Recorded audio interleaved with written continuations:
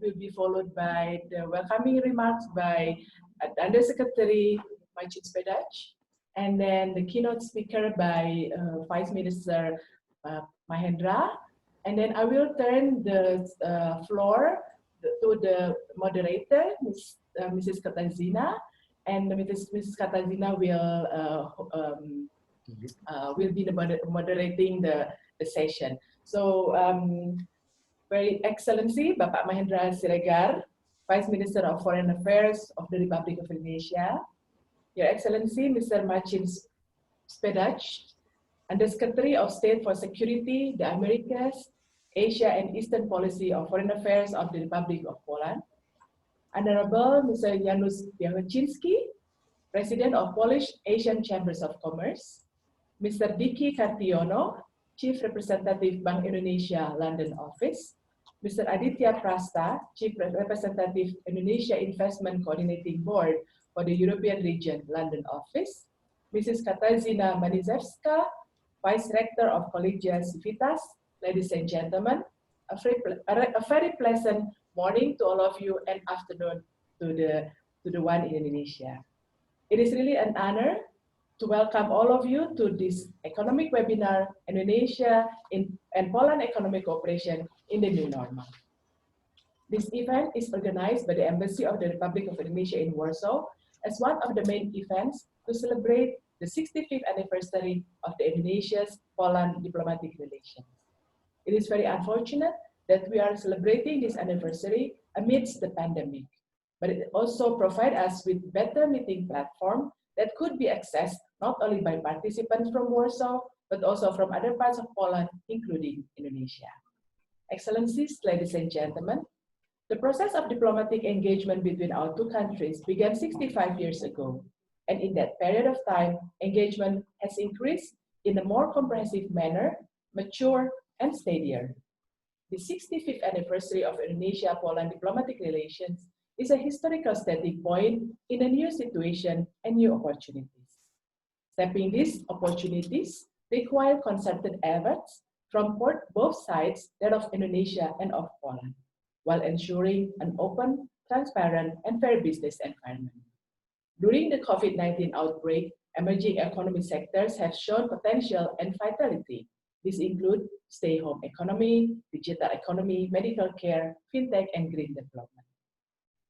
To tap such huge potential and broad prospects for our cooperation, our two sides should enhance communication and cooperation. Excellencies, ladies and gentlemen, in facing current difficulties and challenges, discussions are important in helping us see things clearly. Through this economic webinar, we are trying to find new opportunities in crisis and open up new prospects amid changes. I sincerely hope that entrepreneurs from Indonesia and Poland would join hands to meet the challenges in the spirit of innovation and entrepreneurship. I hope everyone stays confident in our cooperation and takes concrete action to translate opportunities into mutually beneficial results. Mr. Vice Minister and Mr. Undersecretary, I'm delighted to report to you that today's participants coming from various sectors and stakeholders. There are more than 290 registered participants, and today there has been over 100 already join us. It shows that there are much interest from Polish stakeholders to learn more about Indonesia. I firmly believe that this will result in an enhanced cooperation, in particular in economic sector. Today's webinar is just the first window that should be followed by technical meetings and talks among businessmen. At the end, I firmly believe that the government is just a facilitator in connecting business people. I also delighted to inform you that at the moment, some of Polish businessmen are preparing to establish a Poland and Indonesian bilateral committee at the Polish Chambers of Commerce. I am of the view that the bilateral committee will provide both sides with more rooms to promote and expand economic cooperation. Together, we could create a better, brighter, and promising future for Indonesia's Poland relations. Once again, I would like to express my sincere gratitude to the Vice Minister of the Republic of Indonesia and Undersecretary of State of the Foreign Ministry of the Republic of Poland for your valuable time. as well as to the Ministry of Foreign Affairs of Poland, and all speakers and moderator who make this event materialize. And of course, our appreciation also to all the participants of this webinar. Thank you very much. Now I would like to invite the Undersecretary Mr. Marcin Spedach, the Undersecretary of State for Security, the Americas, Asia, and Eastern Policy of Foreign Affairs of the Republic of Indonesia, to deliver your welcoming remarks. Please, Mr. Spedach. Thank you very much, Excellency. Very good morning to everyone. Hello from Warsaw. Can you hear me? Yes. Everything is fine, right? Yes. Yes. Okay. Beautiful. So, Your Excellency, Minister Mahendra, Your Excellency, Ambassador Siti, dear Mr. Chairman, ladies and gentlemen, dear listeners. First of all, let me express my satisfaction that despite the difficulties that we are all facing as a result of the COVID pandemic, we are able to hold this important event today. Let me start off by expressing my gratitude to the organizers of today's webinar, the Ministry of Foreign Affairs of the Republic of Indonesia and the Embassy of Indonesia in Warsaw.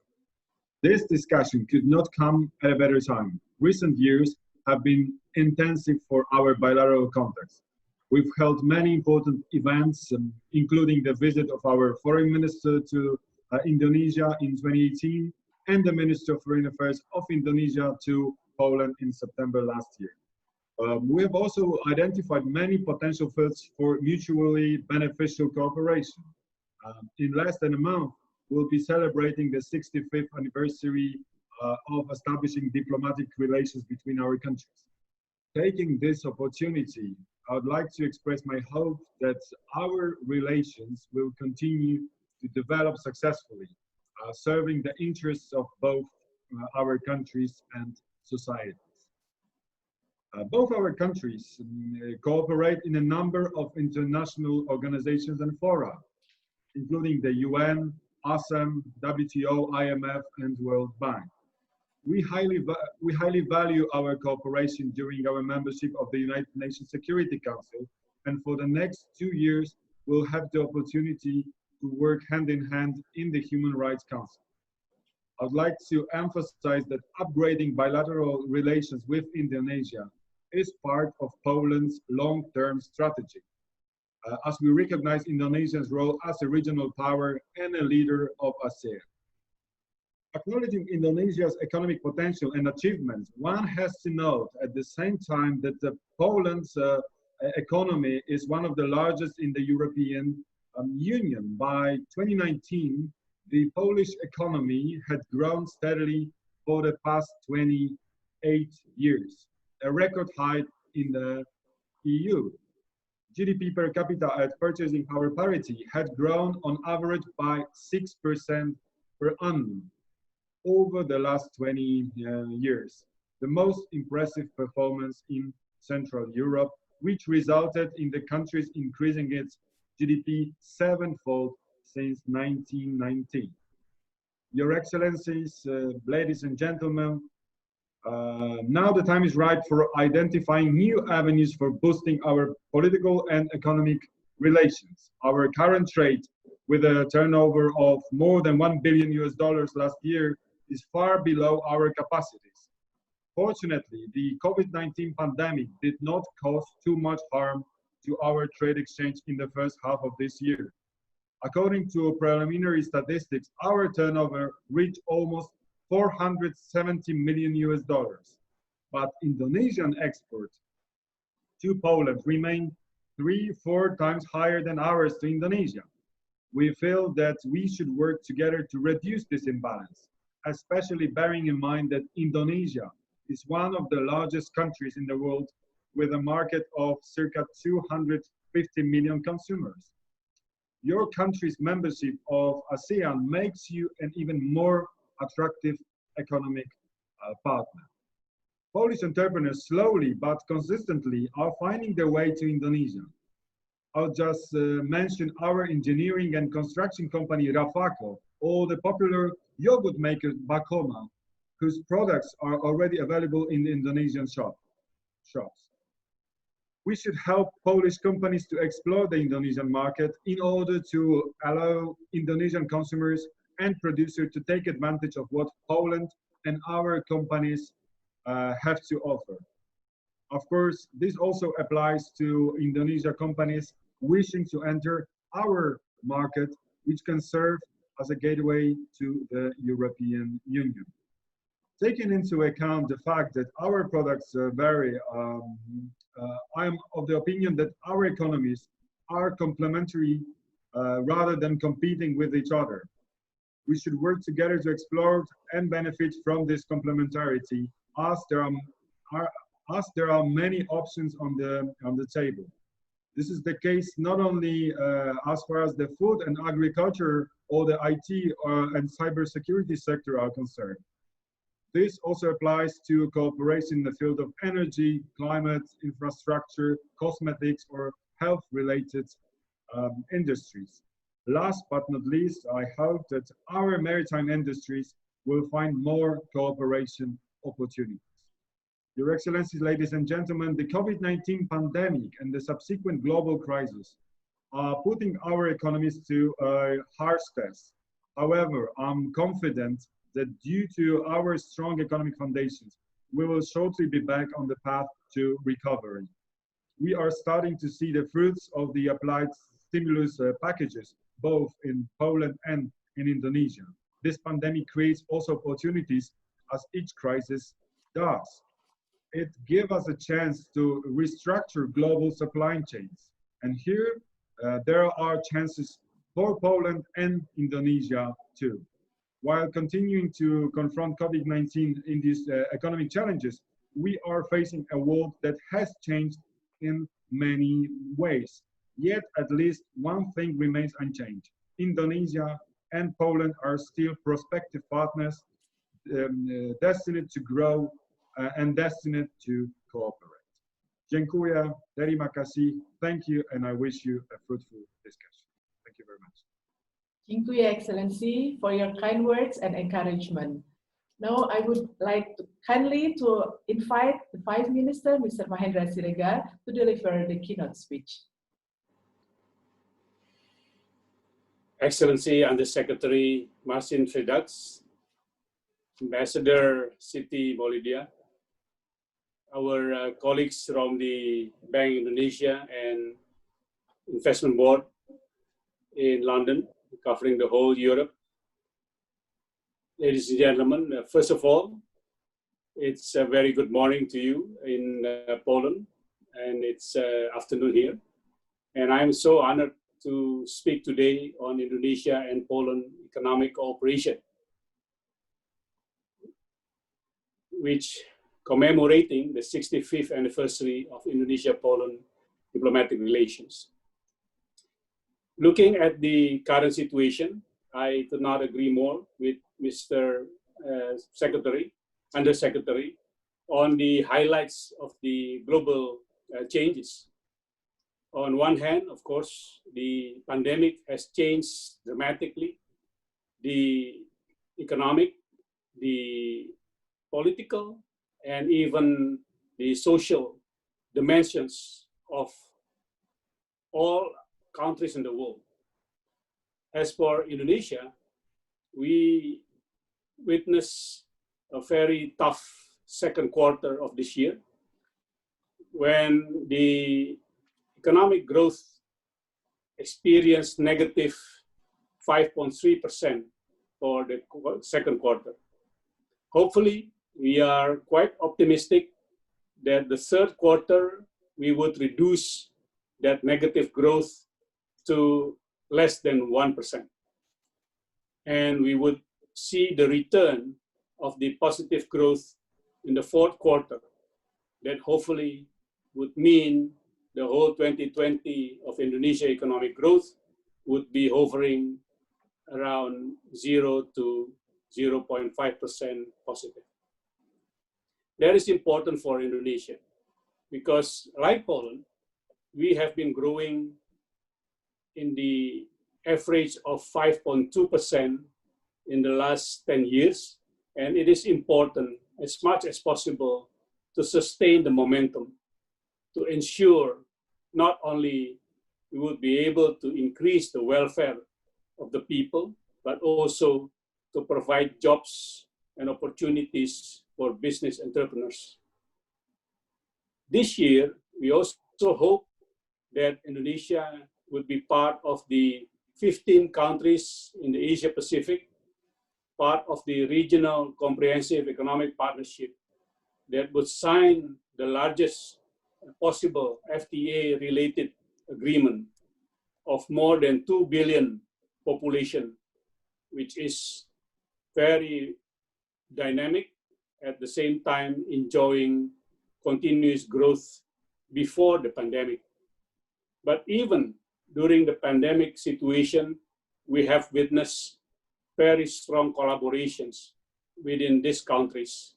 And we hope that Poland, in addition to looking at Indonesia with its large domestic market, but also look at Indonesia as the gateway to this very large and growing Asia Pacific market. I have watched with interest the dynamic of the current growth level of trade between Indonesia and Poland.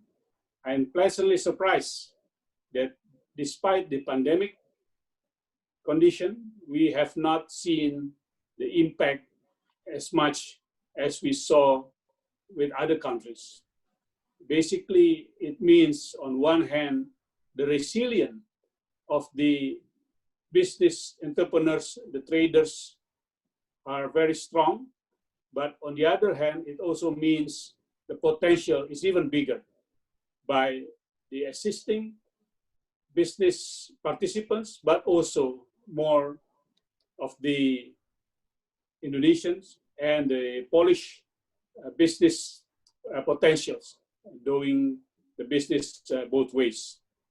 We also hope that the number of investment between the two countries would increase, again, with the potential in the current existing sectors that have been exploited, but also in the new sector, which among others would include the infrastructure investment, the pharmaceutical sector, the digital economy, and variety of manufacturing industries. And I think it is very timely for us to make use of this pandemic time to look at the overall economic performance and relations. Not long time ago, exactly 20 years ago, Indonesia had to endure the so-called multidimensional crisis, where basically Indonesia was in the brink of economic collapse and at the same time socio-political disintegration. But it was because of the economic crisis and socio-political challenges Indonesia had been able not only to survive, but come out even much stronger, that make Indonesia today in official term as the largest presidential democracy in the world. That means crisis, on one hand, is a big challenge for any country, any nation, any people, any relations. But on the other hand, it also provides large and sometimes once in a lifetime opportunity for the nation, for the country, for the people, for the bilateral relations to make use, most of it for the benefit of the greater. And I'm very sure that this time we also learn that lessons and make use this crisis for the greater outcome. We might not see very soon the return of both ways tourists coming to Indonesia from Poland as well as to Poland from Indonesia. But at the same time, it is very timely for us to work to prepare that foundation. Indonesia today is preparing itself to open up several travel corridors for essential business, already with close countries as partners of business. And we look forward also the opportunity to establish the same corridor with Poland and as well as other European partners. Not long after that, we would also look at the possibilities, the facilities, the protocol of health and safety for the tourism. It might not yet the time, but it is important to ensure that we provide opportunities and hope for the tourism sector, that they will also have the attention and the support from all of us. Again, it is very happy for us to have this webinar, and we really hope that this webinar can play a role in the bilateral relations between the two countries, the two long, very good standing partners of Indonesia and Poland. And hopefully we would also see the concrete results and the recommendations out of this. To conclude, again, I would like to thank Undersecretary Products, Ambassador Molidia, and all distinguished speakers, participants, for your presence and for your attention in this very important bilateral relations. Thank you very much. Thank you very much, Vice Minister Mahendra Siregar, for your encouragement. You pointed out that there's so much room to expand our bilateral cooperation, not only because our two economies are very resilient towards a crisis, we proved it in the previous crisis, but because the trade balance that we have now, in the past half of year, shown that even the pandemic has not given the negative effect to this. And let's now discuss more to answer the challenge by the Vice Minister, that through this webinar, there would be concrete results for the enhancement of the cooperation. With this, I would invite Mrs. Katarzyna, the Vice Rector of Collegia Civitas, to be the moderator, and then I'll leave the webinar in your good hand. Thank you very much, Excellency. Thank you so much, Terima kasih. So I have the great pleasure and the privilege to be the moderator of our panel discussion today. And we have a very distinguished speakers, experts in their field. And I am sure that they will be able to answer the questions that were raised by our keynote speakers. Please, let me first introduce our panelists. So we have today with us Mr. Diki Kartikoyono, who is a central bank professional with more than 25 years of experience in Bank Indonesia. Mr. Kartikoyono is currently assigned as the Chief of Bank Indonesia London Representative Office. And London Representative Office deals not only with the European market, but also covers, for instance, African markets, provides economic assessment, and supports Indonesian economic diplomacy efforts. Welcome, sir, and thank you for joining us today. We have also with us, and also from London, Mr. Aditya Prasta, who is the director of the Indonesian Investment Promotion Center in London. I will have several questions about investments and incentives for investments for foreign businessmen. And the Center for Indonesia Investment Promotion, although based in London, covers the whole Europe and cooperates also closely with Indonesian embassies all over Europe. And last but definitely not least, we have with us also one of the top Polish politicians, an economist, former Deputy Prime Minister and former Minister of Economy of Poland, Mr. Janusz Piechociński. Sir, it is a great pleasure and an honor that you could join us today. Thank you very much. Minister Piechociński is also the head of the Polish Asian Chamber of Commerce. And also with this experience, I am sure that he will be able to give us an overview, a broader overview of the challenges, but also opportunities of Polish-Indonesian cooperation, with also regard and an outlook to other ASEAN countries. I think it can be also interesting and useful for us today. I also know that some of our speakers have presented short presentations, opening presentations, let's say.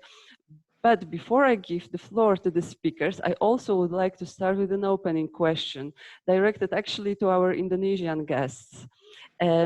Namely, while presenting, of course, your slides, and could you please try to also answer the question on how you, based on your experience and your knowledge, assess the readiness of Indonesian products to enter the Polish market, and if the Polish market, Poland, can be this gateway for the European Union. From our Polish perspective, Minister already has mentioned that would be really beneficial. But how do you see that from the Indonesian perspective? And I would like to give the floor first to Mr. Kartikoyono. Please, sir, the floor is yours.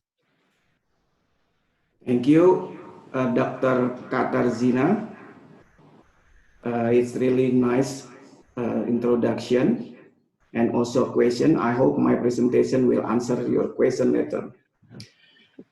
His Excellency Vice Minister for Foreign Affairs of the Republic of Indonesia, Bapak Mahendra Segar.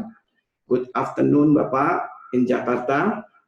His Excellency Undersecretary of State for Security, Mr. Marcin Sidax. I hope I spell your name correctly. Her Excellency, the Indonesia Ambassador for the Republic of Poland, Ibu Siti Nugraha Maulidia.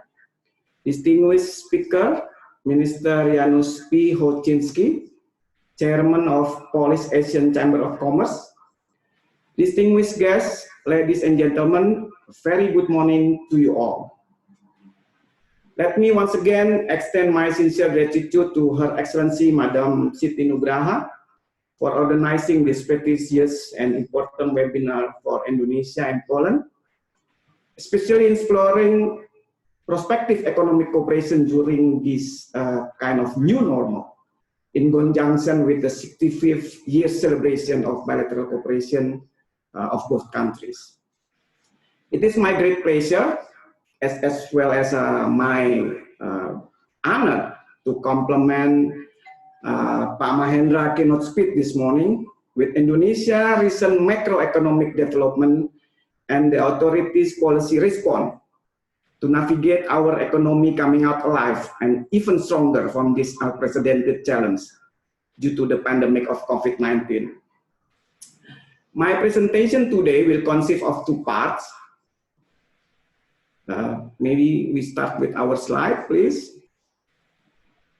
In the first part, I will provide you with an update of Indonesia recent economic development.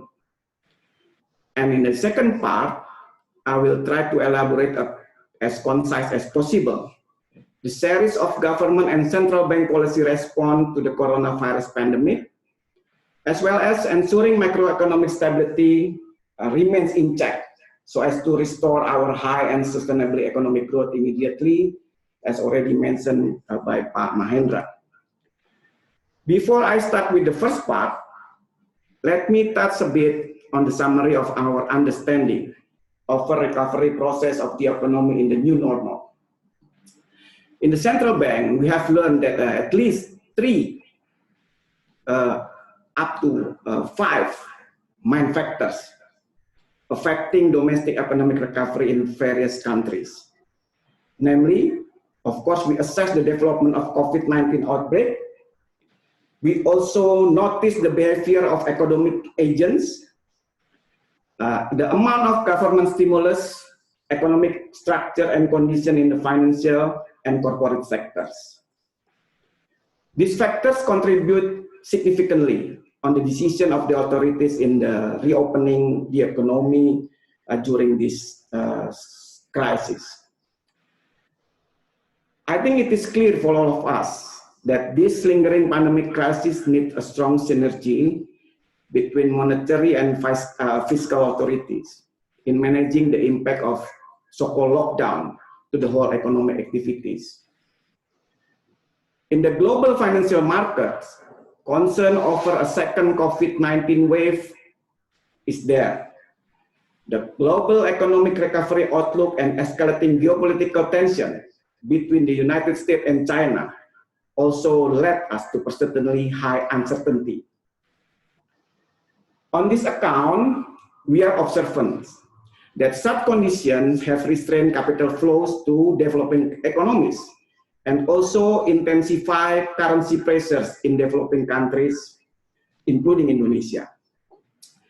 We therefore are fully aware that the capability to perform comprehensive risk assessment of COVID-19 outbreak as a basis for determining priority sectors which can boost the economic recovery is really critical, including our further bilateral cooperation between Indonesia and Poland.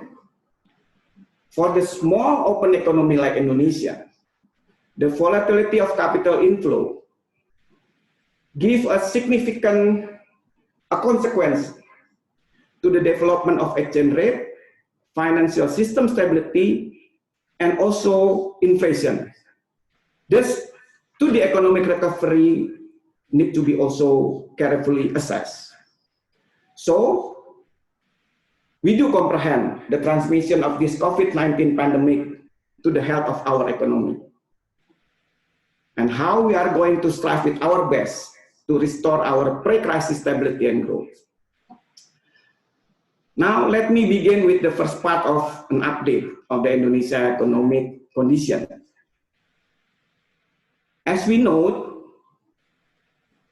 early signs of economic recovery have been observed in several countries, particularly in China mainland.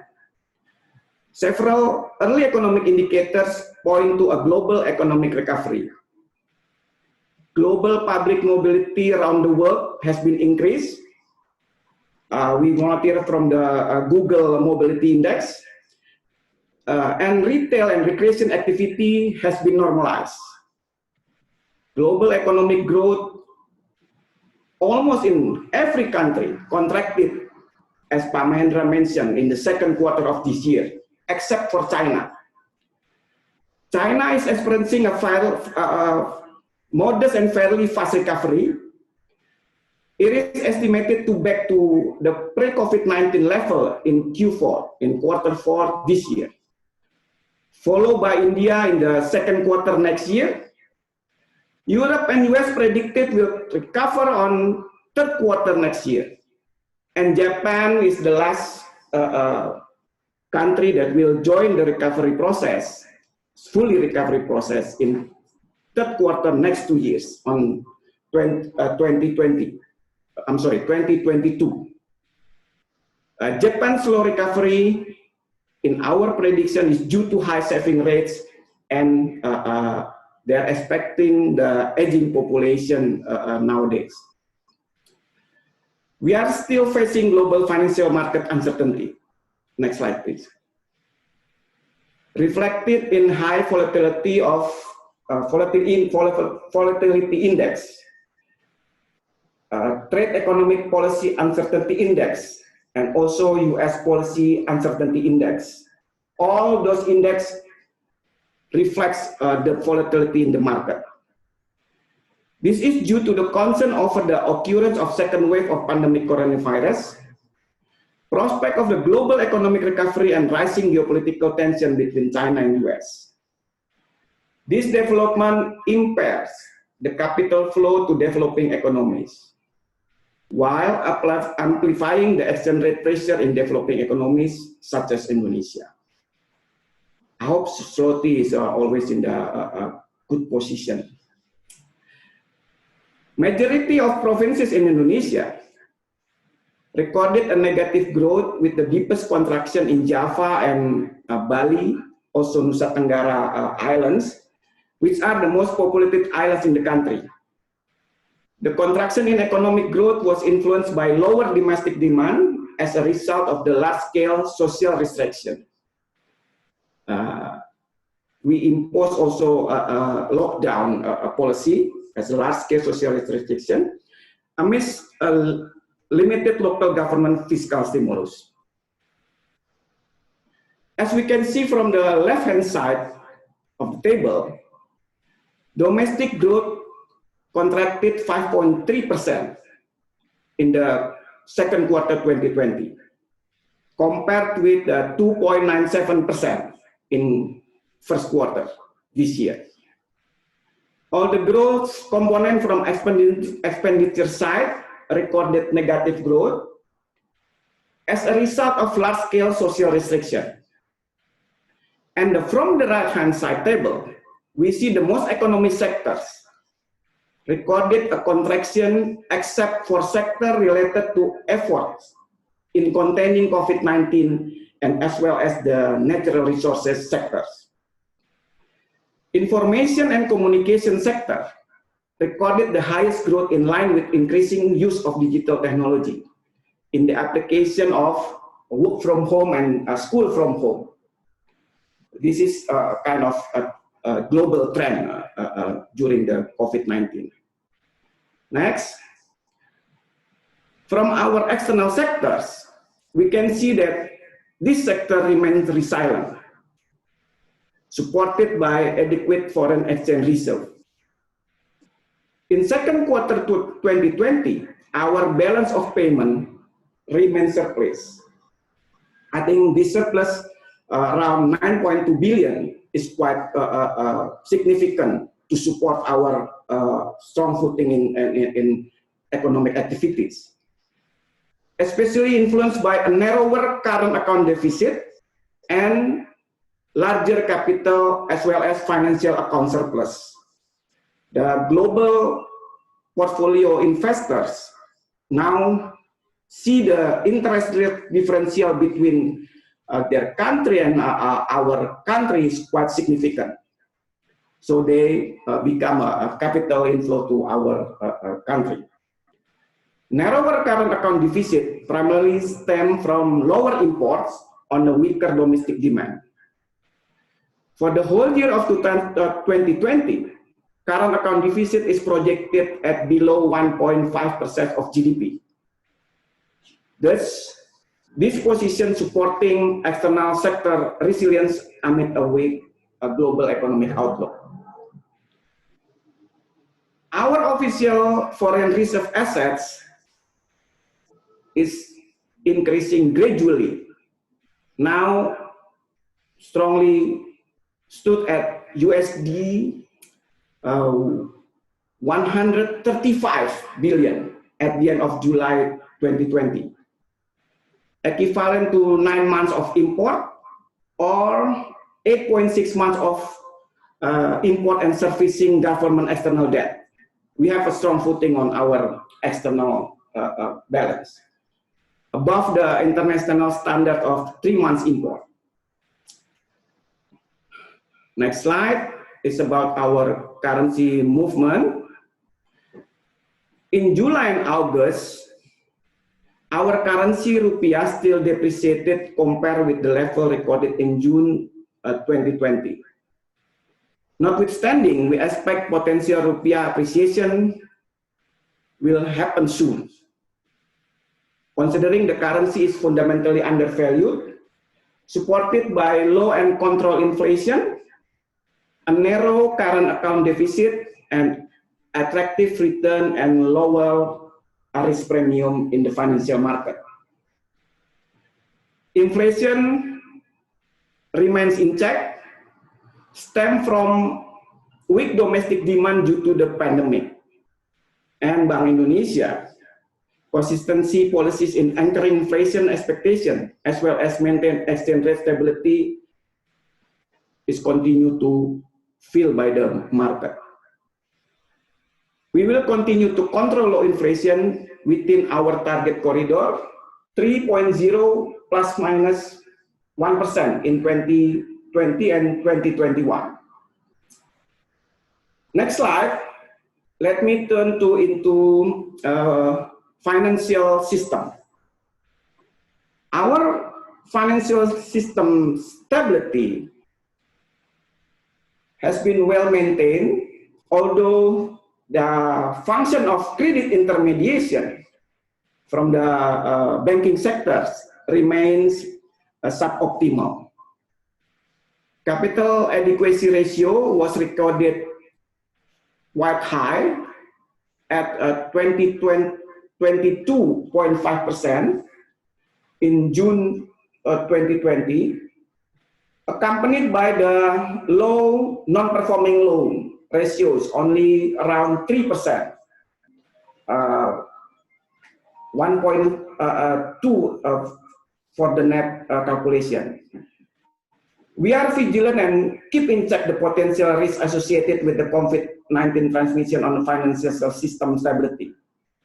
The intermediation function remains suboptimal in line with the weak domestic demand and more cautious bank lending. The demand is not really strong now. That's why the growth of the loan is quite sluggish.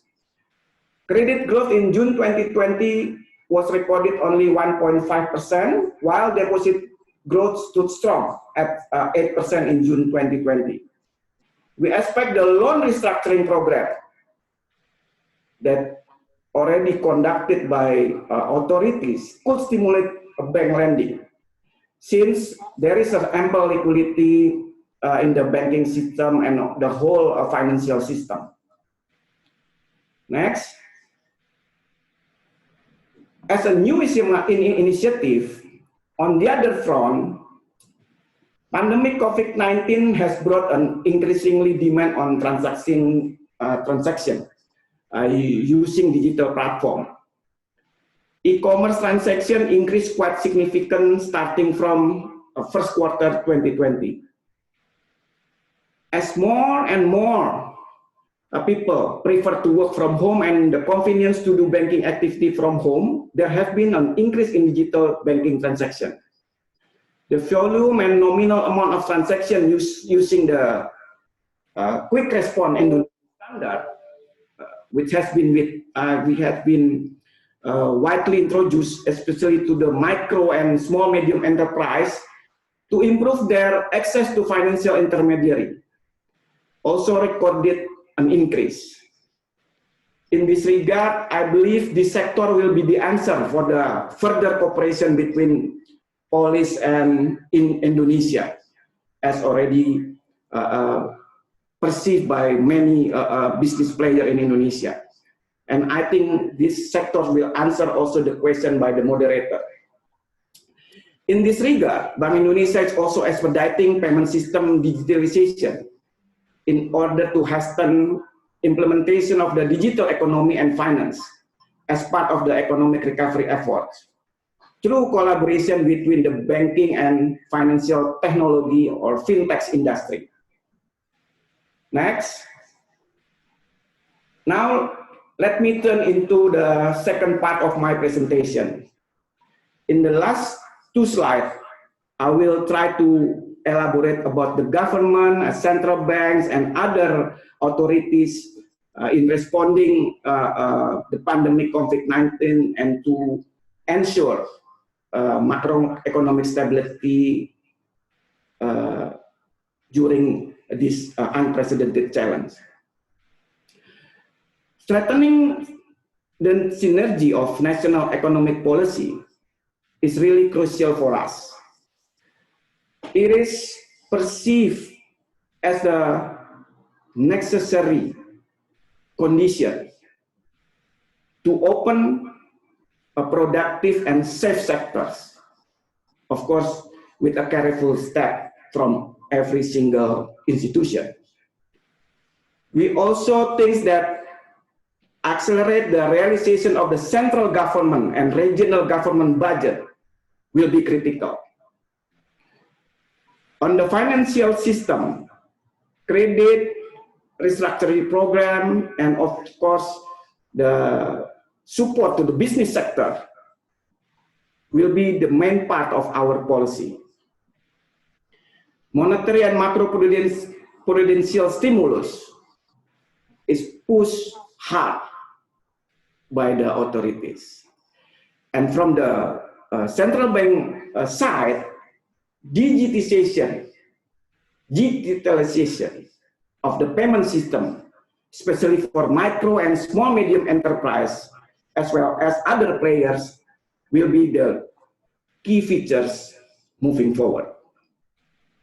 Due to the extraordinary condition and the need of enormous funding, there has been an agreement between the central bank and the government for the mechanism of buying government bond in the primary market. This is not unusual policy, but it's needed by the country. And we also conduct a burden sharing mechanism between central bank and government. This crucial policy is strongly backed up by issuance of the Act of 2020 number 2022. The mechanism in this law has been designed to ensure that the market and politically acceptable, and the nature of this policy is only one of implementation. Once again, only one of implementation. So the market will be perceived as the important movement only during the crisis.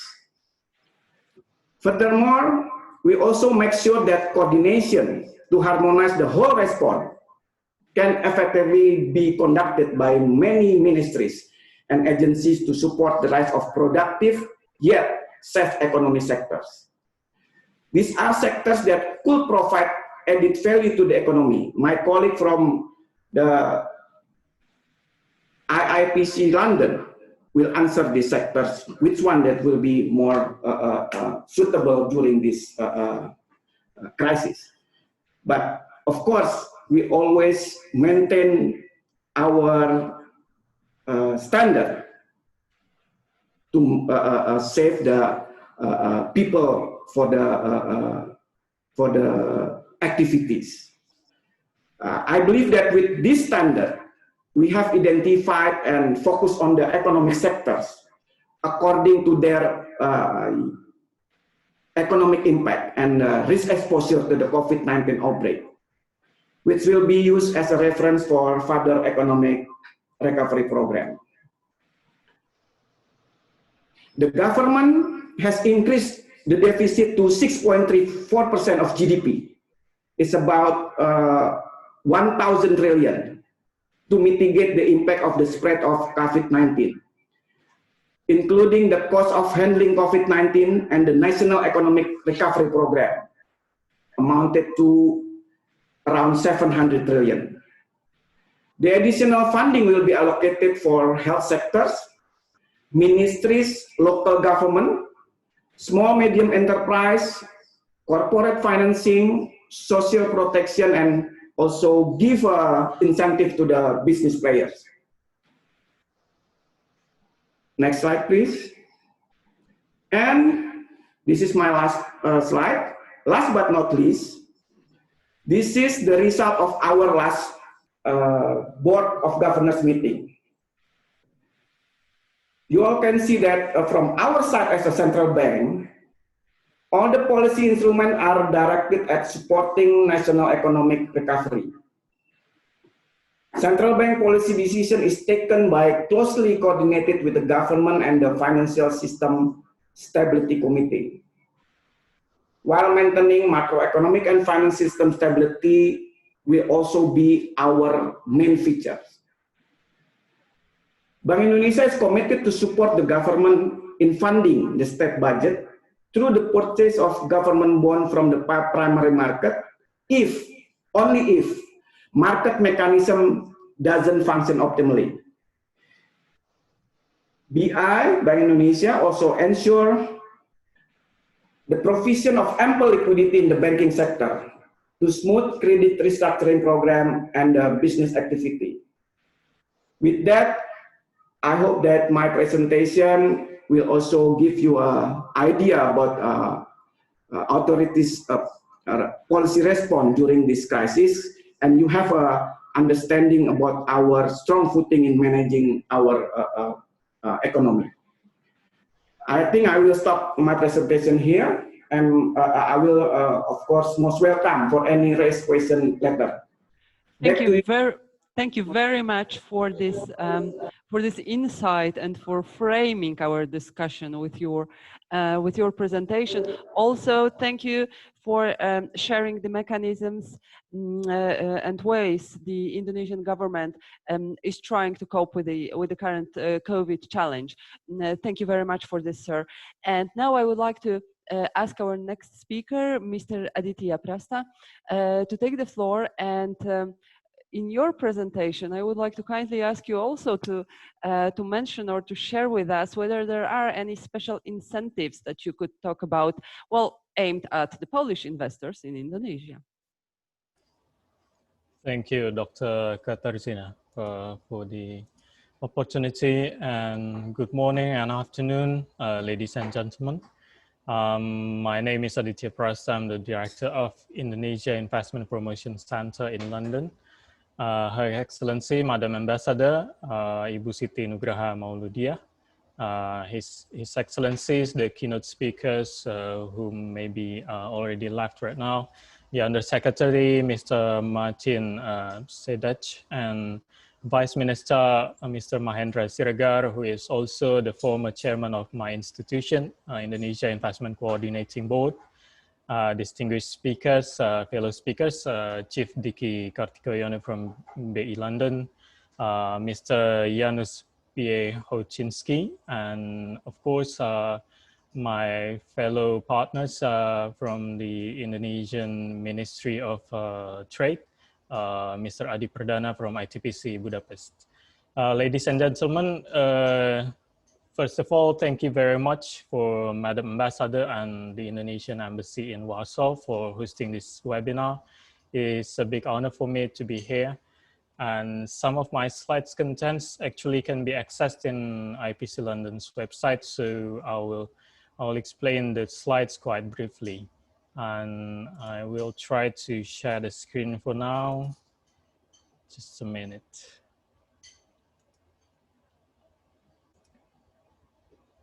Okay, could you see the screen right now? Okay, good.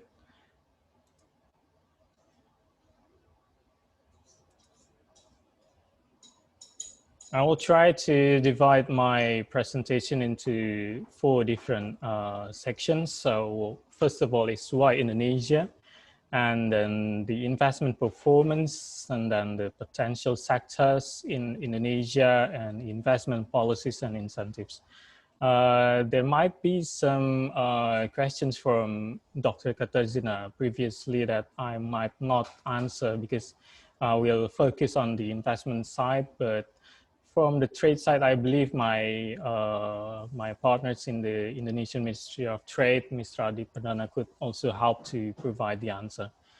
And the next one is, of course, why Indonesia. And before we go to Indonesia, I will have to explain the position of Indonesia and in ASEAN, of course. ASEAN is currently the world's 3rd largest market, the 3rd largest labor force, and the 4th largest economy by 2030. And Indonesia is part of the ASEAN. And of course, Indonesia is the biggest economy in ASEAN, not only the biggest economy, but also the largest population in ASEAN. We have 273 million population lately, with the GDP around 1.1 trillion US dollars. We also have neighbors in Malaysia and Singapore, Philippines, Vietnam, and Thailand. Maybe you have heard about them also. And Indonesia is currently the 4th largest population in the world, with the population of 273 million.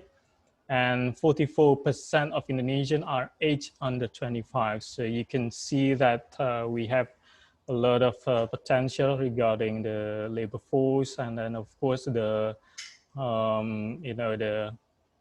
the specialty, the expertise. A lot of expertise are under the experts in Indonesia are under 30 or maybe 25. And currently, we are also the greatest economic power in ASEAN. We are the world's 10th largest economy by 2025, and the only Southeast Asia country in the G20. Currently, we are still in the position of 16th in the G20, but there is some kind of good forecast from the IMF and the economists as well that we will be the 10th largest economy by 2025. And as mentioned before by the Vice Minister, we have, endured a lot of challenges before in our history. We have faced the economic crisis in 1998, and then the second world economic crisis in 2008. But from our experiences, we are still growing by around 5% to 6% for the whole economy. And then for the next slide is about our ease of doing business and investment grade. Currently, we from the top, investment rater in the world, we have a quite good position. We have the investment grade ratings from Moody's. We have Baa2 stable. S&P Global, we have BBB negative, and then JCR we have BBB plus stable, and then from the Fitch ratings we have BBB stable.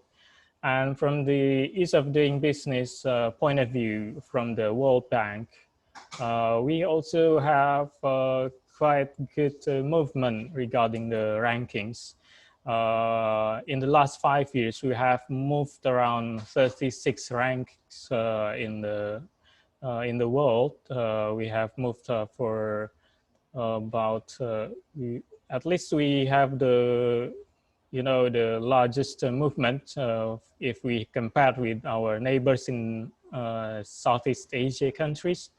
And if we compare with the BRIC countries, we only behind China and India. And we can see here that we have tried the government of Indonesia hand to hand, all the ministers and institutions work hand in hand and to help to improve Indonesian investment climate.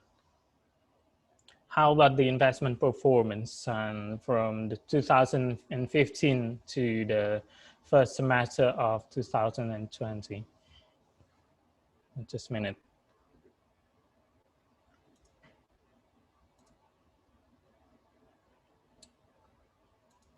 Sorry.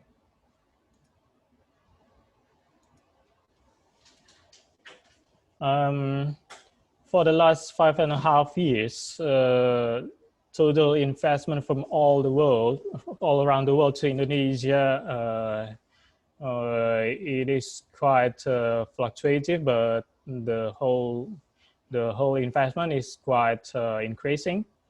Even though we have a lot of different challenges in the last 5.5 years. We have the European Union currently in the 4th rank behind Singapore, Japan, and China. The total investment all over the world is around $161.7 billion US. And although we have some kind of slowing down recently because of the pandemic, but it is also experienced by the whole world. So I think Indonesia's current current performance is not so bad. We have a contraction of around -5.3. But if we compare with the other neighbors, and not only, of course, Poland, but also Vietnam and Thailand and Singapore, I think we're still in the right track right now. So, and where is Poland right now? If we compare with the other European neighbors, Poland right now is in the rank of 15th with the total investment of around 41 million US dollars. Is a bit little if we compare it with the Netherlands and the United Kingdom, but I think it also shows that a lot of potential can be developed in the future between Poland and Indonesia. And of course, the next slide would be the Poland FDI to Indonesia. Most of the investment goes to Java Island, and then the second one is Bali and Nusa Tenggara, and then Sulawesi. Until the second quarter of 2020, or if I might say the first semester of 2020, the last FDI from Poland is around 170,000 US dollars. It's a bit small if we compare it with the 2017, which have amounted around 19.7 million US dollars, but I think we can improve this in the future. The Poland, if we see it by sector, most of the Poland FDI to Indonesia went to rubber and plastics industries, and then the food industry, food crops, plantation, and livestock. And of course, there are also trade and reparation, hotel and restaurants. I believe there are a lot of sectors can be developed, especially because in Indonesia, we have a quite vast area. We have a lot of potentials, and that I will explain it later. This is the potential sectors in Indonesia that can be developed for next Poland investment to Indonesia. The main potential sectors right now in Indonesia are the labor-intensive and export-oriented manufacturing, and then of course the pharmaceutical and medical devices industry, the automotive industry, which is also related to the mining industry, which will create added value because we have quite good resources of nickel, which can be developed to the materials of battery, the electric battery in the future. And then of course, we have a lot of potentials in the form of renewable energy, the water and tidal wave, and then we have also wind energy, and of course geothermal, because we have a lot of active volcanoes in Indonesia. And also we have electronic industry and food and agriculture industry. And this sector is quite important in Indonesia, the food and agriculture, mainly because from the last GDP data from Indonesia, that's the main sector which provide the most growth of our GDP in the second quarter of 2020. And there is also infrastructure projects. We have here a lot of infrastructure projects that can be developed with the PPP scheme, the public-private partnership schemes. We have a good cooperations with our Ministry of National Development Planning, the Bappenas, and we can develop all of these projects mainly in the planning and preparation stage, because it has not yet tendered. So you can also from the Poland investors who might interest in this infrastructure sectors can be involved also in the planning and preparation stage of these infrastructure projects.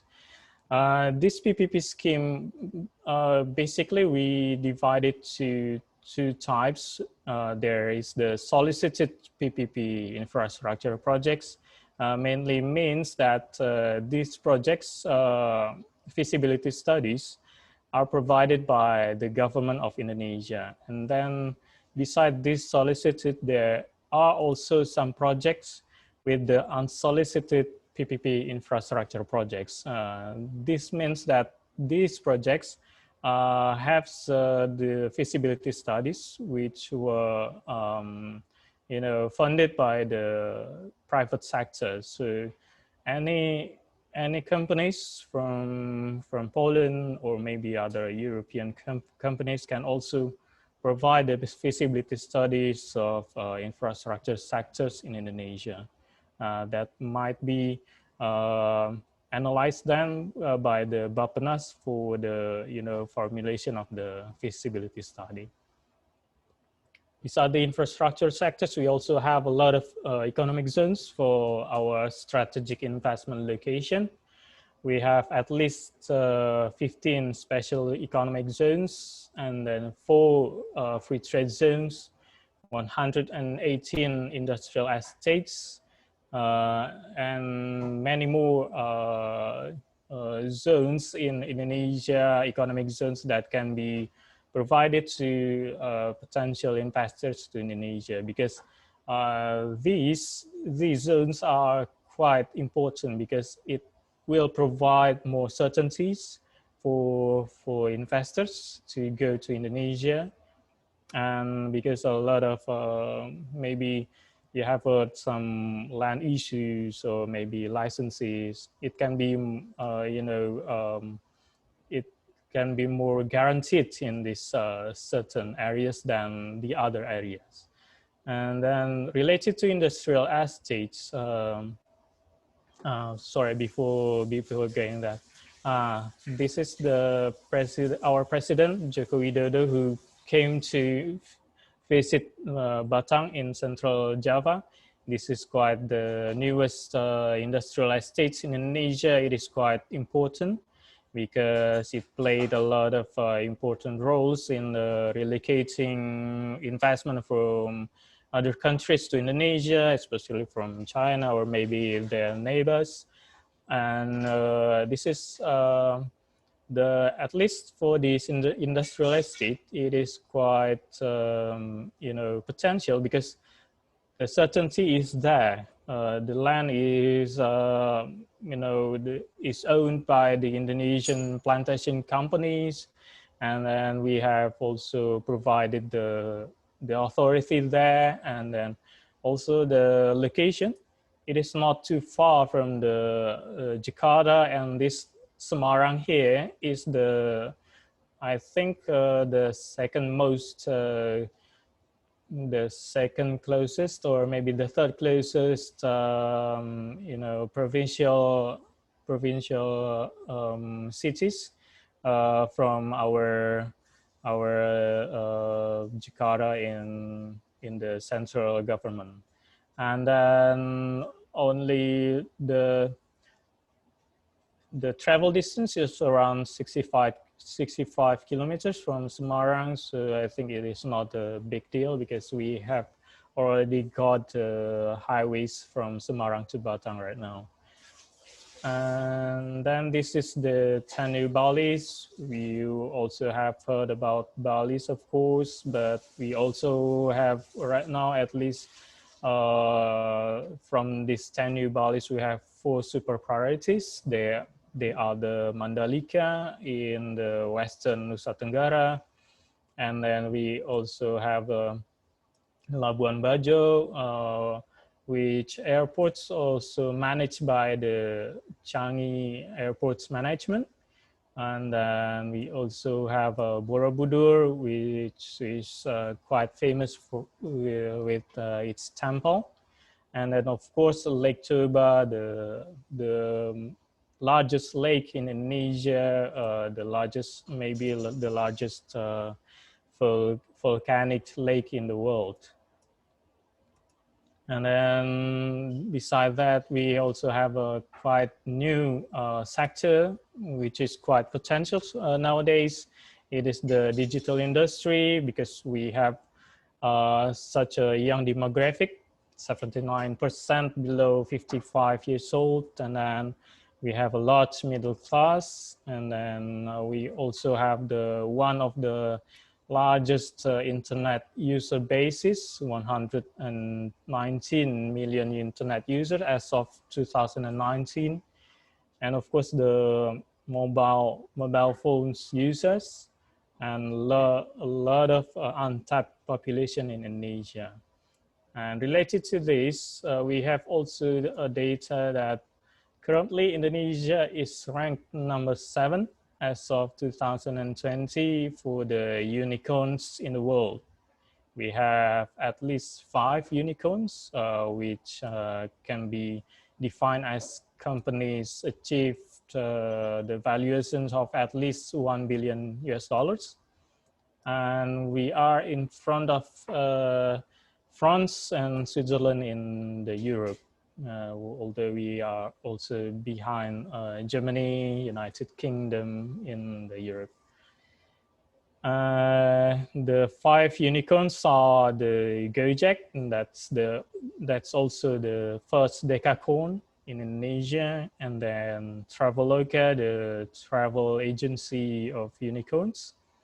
And then we also two different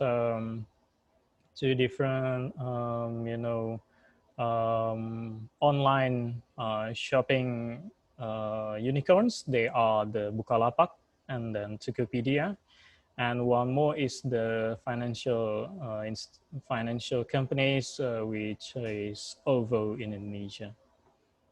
And then, of course, this is quite related to the question from Dr. Katarzyna, the incentives and the investment policies from Indonesian government to Polish investors to Indonesia. First of all, of course, we need to explain a bit about our institution. We are, our office in London is the branch office of Indonesia Investment Coordinating Board, or we call it in Indonesia as BKPM.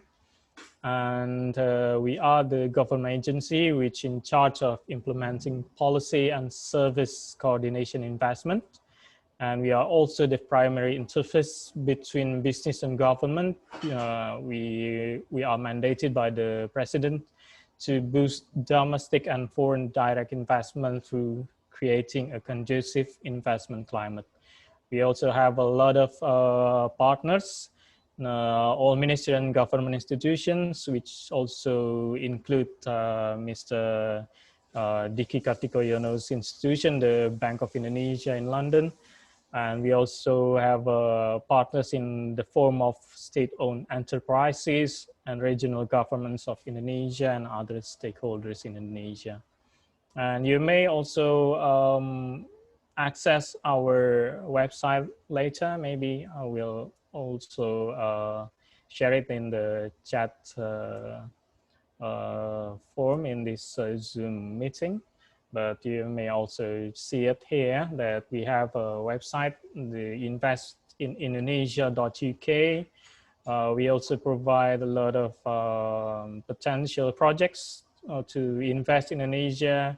We have coordinated with a lot of stakeholders in Indonesia, and of course with Bank of Indonesia in London with Mr. Diki and his colleagues. And of course, these are the 6 key performance indicators of BKPM. We have to improve ease of doing business, and then we have to accelerate realization of large investments, boost investment partnering with SMEs, ensure the spread of quality investment throughout Indonesia, investment promotion focused on targeted sectors, which I also provide before, and increase domestic direct investment in Indonesia. And based on the latest, one of the latest presidential instruction, which is number 7 of 2019, we also have the authority from the president to have the authority to granting investment facilities and licenses based on the delegation from other line ministries to our chairman. And based on that, we also provide, because this current challenging time during this pandemic, we have quite, restrictions to go to Indonesia, but only for the investors, we provide some recommendation letters to the Ministry of Manpower and Ministry of Law and Human Rights, which also deals with the immigration stuffs. We provide the recommendation letter from the investors who are the shareholders of minimum 1 billion rupiahs, and then the foreign experts and the business visit of companies' representatives. You can also, first of all, you may contact us first, and then we can coordinate with our headquarters in Jakarta to provide more details then.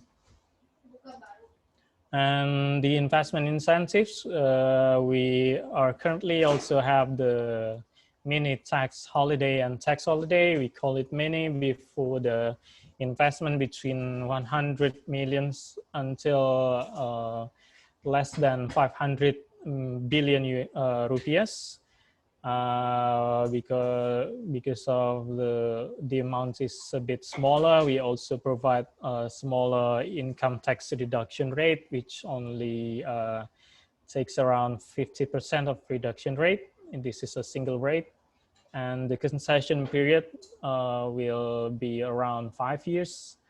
And the transition after that 5 years of concession period will be 25% of corporate income tax reduction for the next 2 years.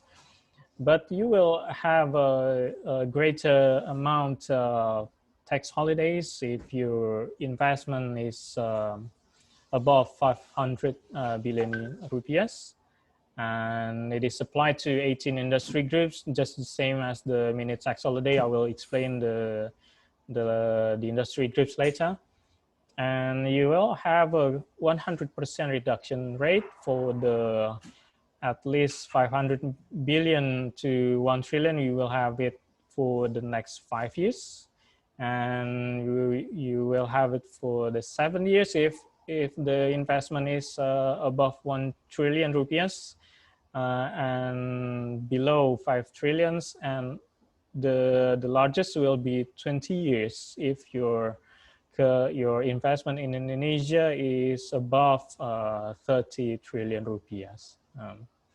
And the general criteria for this tax holiday incentives will be, it should be incorporated in Indonesia, so the debt equity ratio was fulfilled for income tax purposes.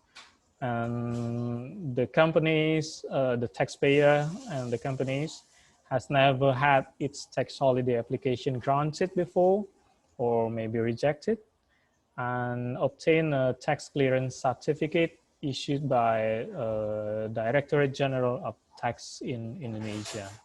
And how to apply, we provide it as the system in our headquarters in BKPM. We name it OSS, Online Single Submission, along with the taxpayer's application for new business license, and apply this within 1 year after the new business license is issued by our headquarters. And these are the 18 sectors which available for tax holidays in Indonesia. There are the digital economy, economic infrastructure, robotic component industry, machinery industry, and etc. You may You may access this maybe later because I will share this presentation with the Indonesian embassy as well.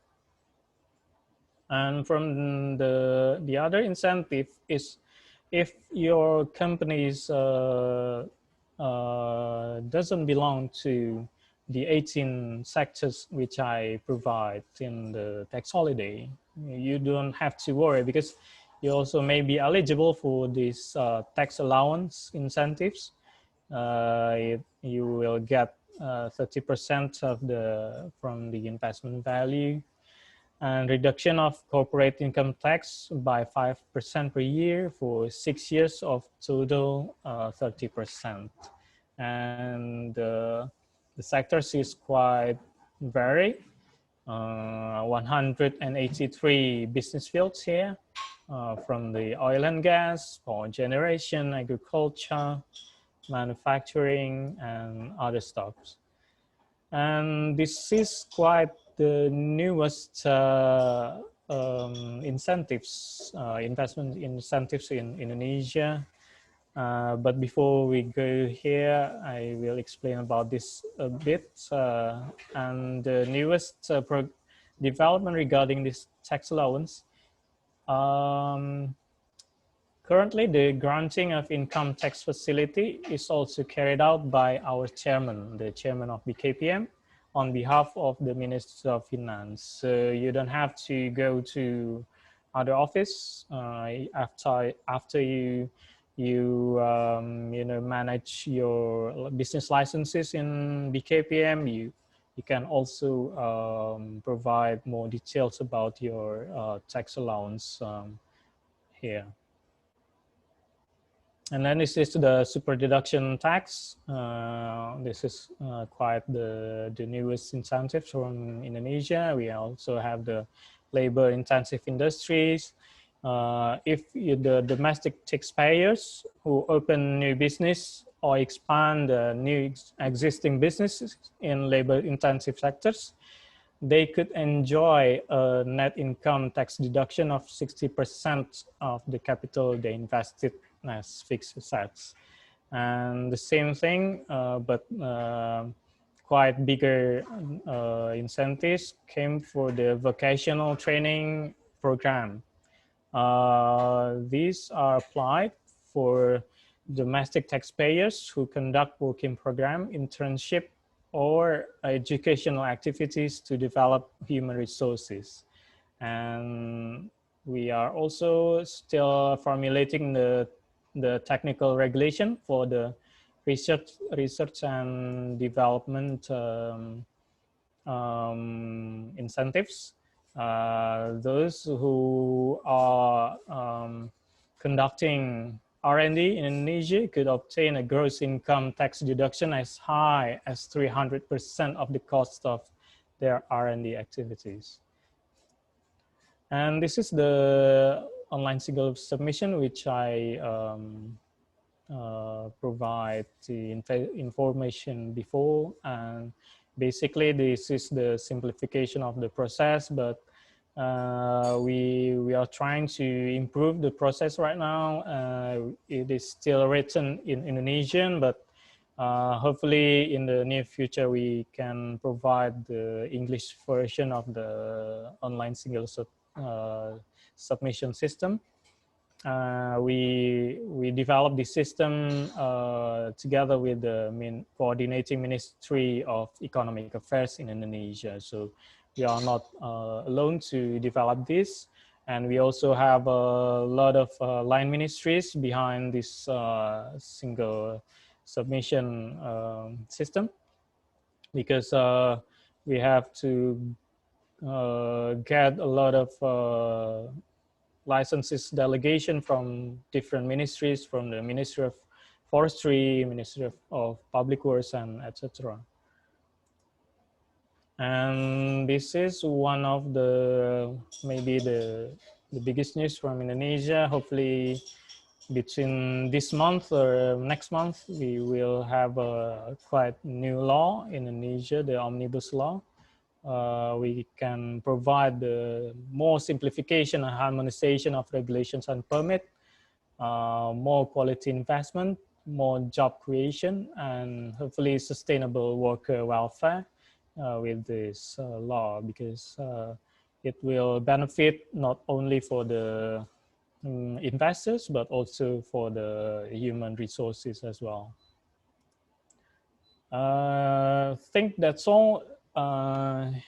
Hopefully I don't pronounce this wrong. Dziękuję. Thank you so much. Terima kasih. Thank you very much, Terima kasih, for this excellent presentation and overview, and also a special thank you for including this practical information. I know that among our participants, there are people who are interested in doing business with Indonesia, and I think this aspect of your presentation was highly valuable for them. I also know that in the meantime, there are several people who would like to ask questions. So let me assure you, there will still be time at the end of this session for question and answers. But now, as we are a bit behind schedule, I would like to give the floor to Minister Piechociński. And Minister, if you could also, from the Polish and European perspective, address the issues that were raised by our distinguished panelists from Indonesia, we would be really grateful. The floor is yours, sir. Dzień dobry. Witam przyjaciół z Indonezji. Good morning. Panowie ministrowie, pani ambasador. Cieszę się, że strona indonezyjska tak samo identyfikuje szanse i możliwości naszych relacji gospodarczych. Good morning. I would like to welcome our friends from Indonesia, Mr. Ministers, all the participants of this conference. I'm very happy that Indonesia is actually so open for the cooperation to Poland. Żyjemy w czasach szczególnych. Nigdy od zakończenia II wojny światowej nie było takiego załamania gospodarki w tak krótkim czasie, w tak wielu miejscach. We are living in special times. There was never, since the World War II, there were never such a decrease in economy, disturbance in economy in a global scale. Gospodarka światowa jednak już w 2019 wykazywała spadkowe tendencje.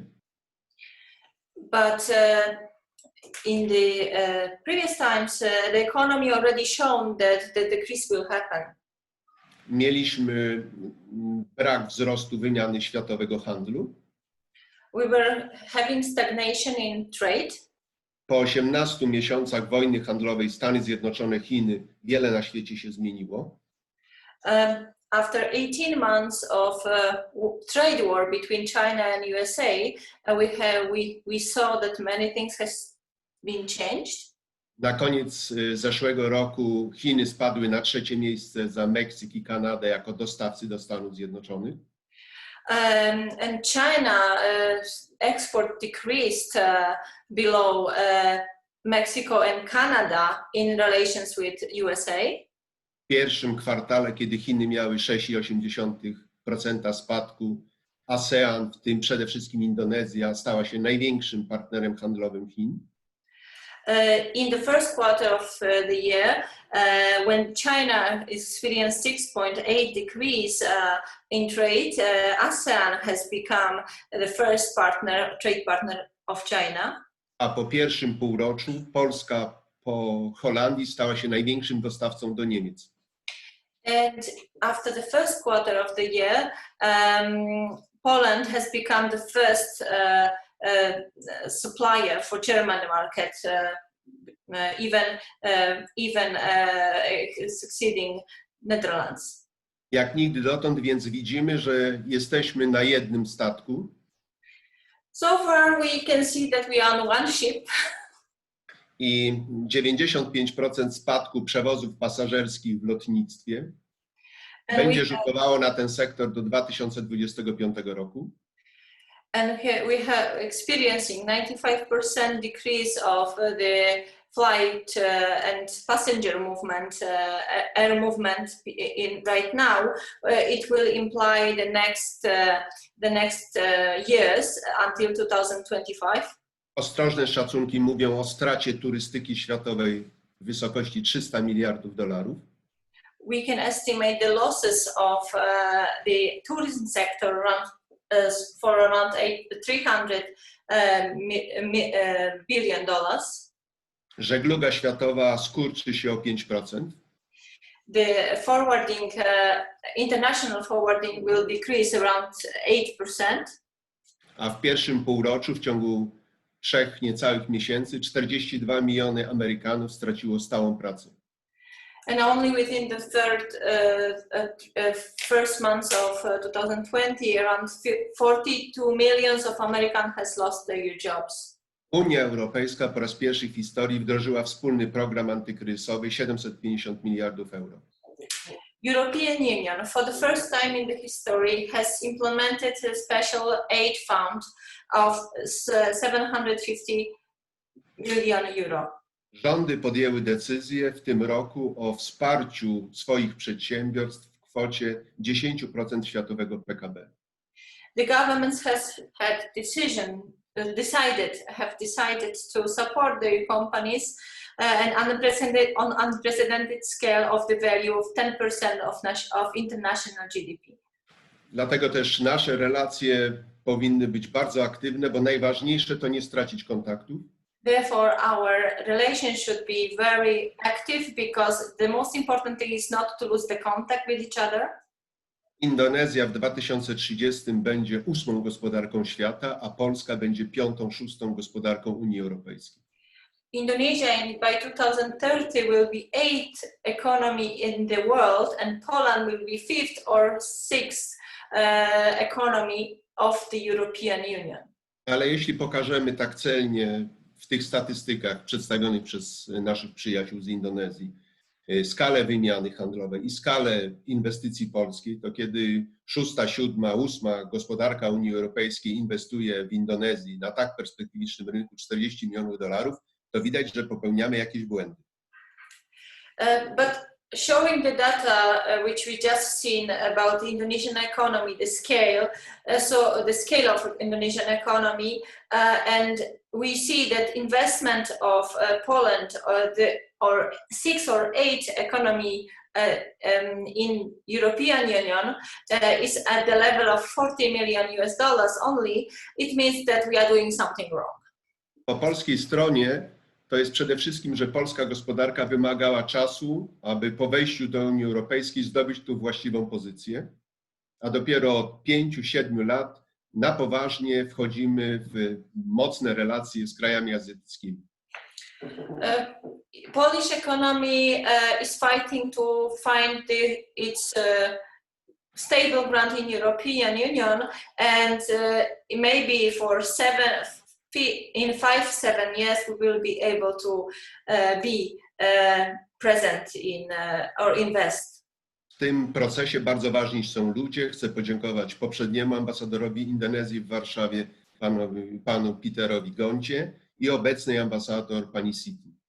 In this process of understanding each other, it's very important are the people. So in this moment, I would like to thank the former ambassador of Indonesia to Poland, Mr. Peter Gonta, and also current ambassador of Indonesia to Poland, Mrs. Siti Nugraha. Pani ambasador, jesteśmy pełni podziwu, bo już w pierwszym miesiącu swojej obecności w Warszawie miała pani kilka ważnych spotkań z polskim biznesem, za co dziękujemy. Mrs. Ambassador, we would like to thank you so much, and we are so proud, so proud because you only after you came to Poland in the first months of your presence here, you were having a lot of business meetings with very important business. Dziękujemy Departamentowi Ekonomicznemu, wszystkim jego pracownikom za stały, bieżący kontakt. We would like to also thank the Department of Economy of the Embassy for the permanent contact and cooperation. Proszę o zapoznanie się z moją prezentacją, którą dla Państwa przygotowałem i będzie przez organizatorów do Państwa dostarczona. please acknowledge yourself with the presentation which I've sent to the organizers, and it will be delivered to all of you. Ale przede wszystkim chcę mówić, co możemy, chcemy i powinniśmy zrobić. But first of all, I would like to talk about what we want, what we will do in the future.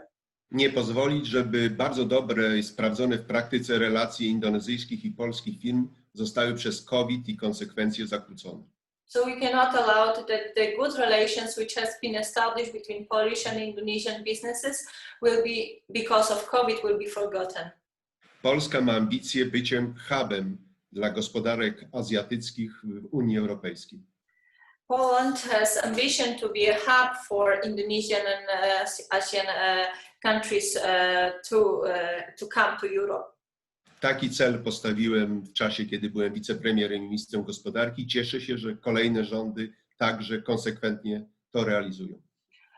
This was the aim, goal which I established for myself when I was the Deputy Prime Minister, Minister of Economy.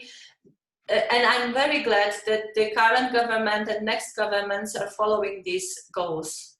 Te bardzo dobre stosunki polityczne, stosunki dyplomatyczne, relacje ludzkie mogą i powinny przełożyć się na zwiększenie współpracy. Those diplomatic, economic relations and people-to-people contacts should play a role to develop our cooperation. Dlaczego Indonezja tak mało sprzedaje w Polsce, a mogłaby więcej przez Polskę sprzedawać w Unii Europejskiej? Bo produkty indonezyjskie są nieobecne na polskim rynku. Why Indonesia is selling so little to Poland, and why so little also to European Union? Because the Indonesian products are really not present at the Polish market. Podobnie polskie produkty w Indonezji, za mało o sobie wiemy i za mało tych produktów znamy, aby one były powszechnie dostępne. We can say the same about Polish products in Indonesia. We know too little about each other, and that's why we have to establish more firm cooperation. To więc zrobić, wykorzystać impuls, którym jest wchodząca 1 sierpnia umowa o wolnym handlu Unia Europejska-Wietnam. What we can do is to use the free trade agreement between EU and Vietnam, which is entering into force on the 1st of August. Kapitał indonezyjski współpracuje w Wietnamie, zainwestował duże pieniądze w Wietnamie, zna tam ten rynek i ten nowy mechanizm umowy o wolnym handlu może zwielokrotnić współpracę. So the Indonesian capital already penetrated the Vietnamese market. They know how to cooperate with Vietnam. It may trigger the effect of trade. Co w imieniu Izby Polska-Azja i polskich przedsiębiorców proponuję? Dołączenie Indonezji do projektu Centrum Polska-Azja. What I can suggest from the side of the Chamber of Poland-Asia, I would like to suggest that Indonesia is joining the project Poland-Asia. Na bazie 7 największych w Europie centrów handlowych kapitału chińskiego, wietnamskiego i tureckiego pod Warszawą, zbudowanie wejścia produktów indonezyjskich na rynek polski, a poprzez rynek polski na rynek europejski. Basing on the 7th big trading center of capital of Chinese, Turkey and Vietnam, I'm suggesting that Indonesia is joining that and through that get the products present on the market. Po drugie, wykorzystać to, że polska przedsiębiorczość wyspecjalizowała się w dystrybucji, w e-handlu i poczcie kurierskiej, w dostawach do wszystkich krajów europejskich.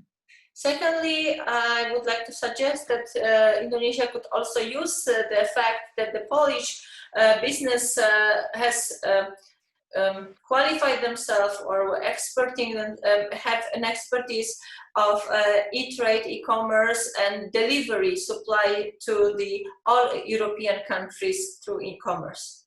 Wasze towary wprowadzimy do polskich i europejskich sklepów internetowych i w tym mechanizmie dystrybucji w 24 godziny od zamówienia cała Polska, 48 godzin od zamówienia cała Unia Europejska będziemy mogli te produkty sprzedawać.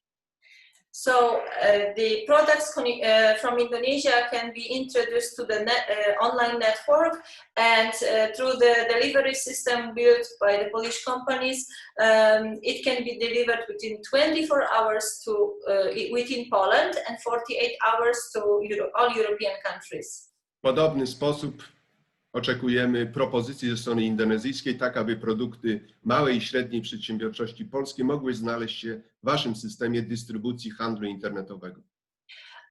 We also expect similar proposal from Indonesian side, so basing on this e-commerce platform, SMEs of Poland could also enter with their products to Indonesia. Ale Centrum Polska-Azja to nie tylko idea zbudowania dystrybucji handlowej czy towarowej. To idea zbudowania opieki nad biznesem i relacjami biznesowymi. But the center of Poland and Asia, it's not only the idea of distribution center or electronic distribution, online distribution center, but it's also more about caring for the businesses which are entering the market. Współpraca to nie musi być i nie może być tylko obowiązek dyplomacji, polityki i administracji. W tym także muszą mocno zaangażować się izby gospodarcze i organizacje biznesu. Cooperation between two countries is not only a matter of politicians, diplomacy and institutional cooperation, but mostly and it has to be engage also the business and the economy. Przy tej aktywności i życzliwości ambasady Indonezji w Warszawie jesteśmy w stanie zrobić bardzo profesjonalne otoczenie dla relacji polsko-indonezyjskich i indonezyjsko-polskich. With such a support of Indonesian embassy in Poland, we are able to create this conducive environment for the businesses to start cooperation. Co dotąd Izba i ja osobiście w tym obszarze robiliśmy? What have we done so far in this field? Po pierwsze, przygotowaliśmy dla strony indonezyjskiej raport o debacie w Unii Europejskiej o oleju palmowym i ich konsekwencjach. First of all, we prepared for the Embassy of the Republic of Indonesia the report on what is going on in European Union about the debate on palm oil. Współorganizowaliśmy spotkanie waszej delegacji rządowej i firm w Parlamencie Europejskim z czołówką parlamentarzystów chadeckich. We have been a co-host of the delegation of Indonesia and we organized a meeting at the European Union Parliament on that matter. Organizowaliśmy dodatkowe spotkania z biznesem waszej delegacji, bardzo licznej, świetnie przygotowanej na Kongres Klimatyczny w Katowicach. We were also preparing for you the meetings with the businesses of very well prepared Indonesian partners which are coming to the climate summit in Katowice. Cieszymy się, że pani ambasador City była wielokrotnym gościem specjalnych kongresów, forów gospodarczych czy spotkań biznesowych. We are very happy that Mrs. Ambassador Siti Mauludiak were present at many congresses, many conferences and business meetings organized in Poland. Szczególnie ważne i potrzebne obszary współpracy, były one wymieniane, ale z pozycji polskiej jeszcze raz je powtórzę. Rolnictwo i przemysł rolno-spożywczy. I would like to, from our side, what is important from Polish side for cooperation, the sectors which are very important, they were mentioned, but I would like to repeat them. First of all, agriculture and production of food. Energetyka, modernizacja górnictwa i ochrona środowiska. Energy sector, modernization of mining and technical cooperation. Sektor IT i małe lotnictwo. IT and small aviation sector. Sektor rybacki i import do Polski ryby i owoców morza z Indonezji. Fishery sector and import of fishes to Poland. Łączność i bezpieczeństwo. And connectivity and security. Uwaga, Polska jest pierwszym w Europie producentem części automoto, ale polski sektor dystrybucji tych części jest otwarty na dystrybucję w Europie waszych produktów. I would like to draw your attention that Poland is the first producer, the leading producer of automotive spare parts in Europe, but Polish sector is also open for other spare parts to be distributed from other countries to be distributed in Europe. Polski sektor napojów, owoców i spożywczy potrzebuje waszych egzotycznych dla nas owoców i komponentów. Polish beverage sector production and also food sector needs your exotic fruits and veggies. Zwracam uwagę, że jesteśmy potęgą, jeśli chodzi o części i sprzęt techniki rolniczej czy transportowej, ale nie proponujemy przedsiębiorcom indonezyjskim kupowanie od nas w całości tego sprzętu. Proponujemy nawiązywanie współpracy i otwieranie w Indonezji wspólnych przedsięwzięć produkcyjnych na Azję. We are also a good producer of machinery for agriculture, but we're not proposing trade of those machinery. We rather tend to build companies in joint ventures with Indonesian partners in Indonesia to produce. Do Indonezji proponujemy przekazać polskie patenty, polskie projekty, tak aby z kadrą i pracownikami indonezyjskimi robić świetne sprzęt, platformy transportowe, maszyny rolnicze czy maszyny do przetwórstwa rolno-spożywczego. So we're suggesting a cooperation with Indonesian partners to produce together in Indonesia transport platforms, machinery and other equipment which could be suitable for. Świat przyszłości to nie jest świat surowców, ale to jest świat komponentów i półproduktów, które podlegają montażowi i uszlachetnieniu na kolejnym etapie kooperacji. So the future in this world is not the trade, but the cooperation and the world of sub-products and components which can be used in the common production. Izba nawiąże bezpośredni kontakt z Indonezyjską Agencją Inwestycji Zagranicznych, podejmiemy tutaj współpracę i skierujemy tam polskie firmy gotowe do inwestowania w regionie. The Poland Asia Chamber would like to get in touch with the Indonesian Investment Coordinating Board, and we will do so shortly. And we will invite Polish investors to invest in Indonesia. Wczoraj z panią ambasador uzgodniliśmy kolejne takie praktyczne, sektorowe webinary i spotkania firm, bo nie chcemy tracić kontaktu, chcemy podtrzymywać kontakt i składać sobie wzajemnie nowe oferty współpracy.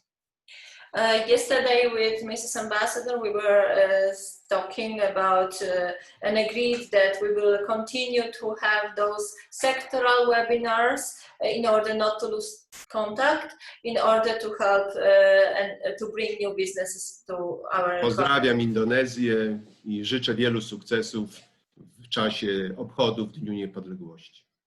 So I would like to wish send my regards to Indonesia, and I would like to also wish our best cooperation in the future on the Independence Day of Indonesia. Dziękuję. Thank you. Thank you very much for this highly interesting insight from the Polish perspective, but giving also very concrete examples of possible joint projects for Indonesian businessmen who are also, as I know, participating in this seminar. I think basically that the meetings, the meeting today, bring a huge added value, as they show really practical, concrete examples of what can be done, but also point out the priorities of the countries. So the potential investors, they already know what could be the area of joint mutual interest, because as with every cooperation, especially in economy, it always has to be a win-win, right? I think we all agree with that. I must say, I do have some other questions prepared for our panelists, but I also know that our participants are eager to ask the questions. So now I would suggest to our dear participants, if you would like to ask the question, please use this raise hand function in Zoom, and we will give the floor to you so you can you can ask your questions, and please, if you could indicate who is the expert you would like to ask. So do we have, I'm sorry for mispronouncing the name, Ahmad Amrizal Yahya, you wanted this, sir, take the floor.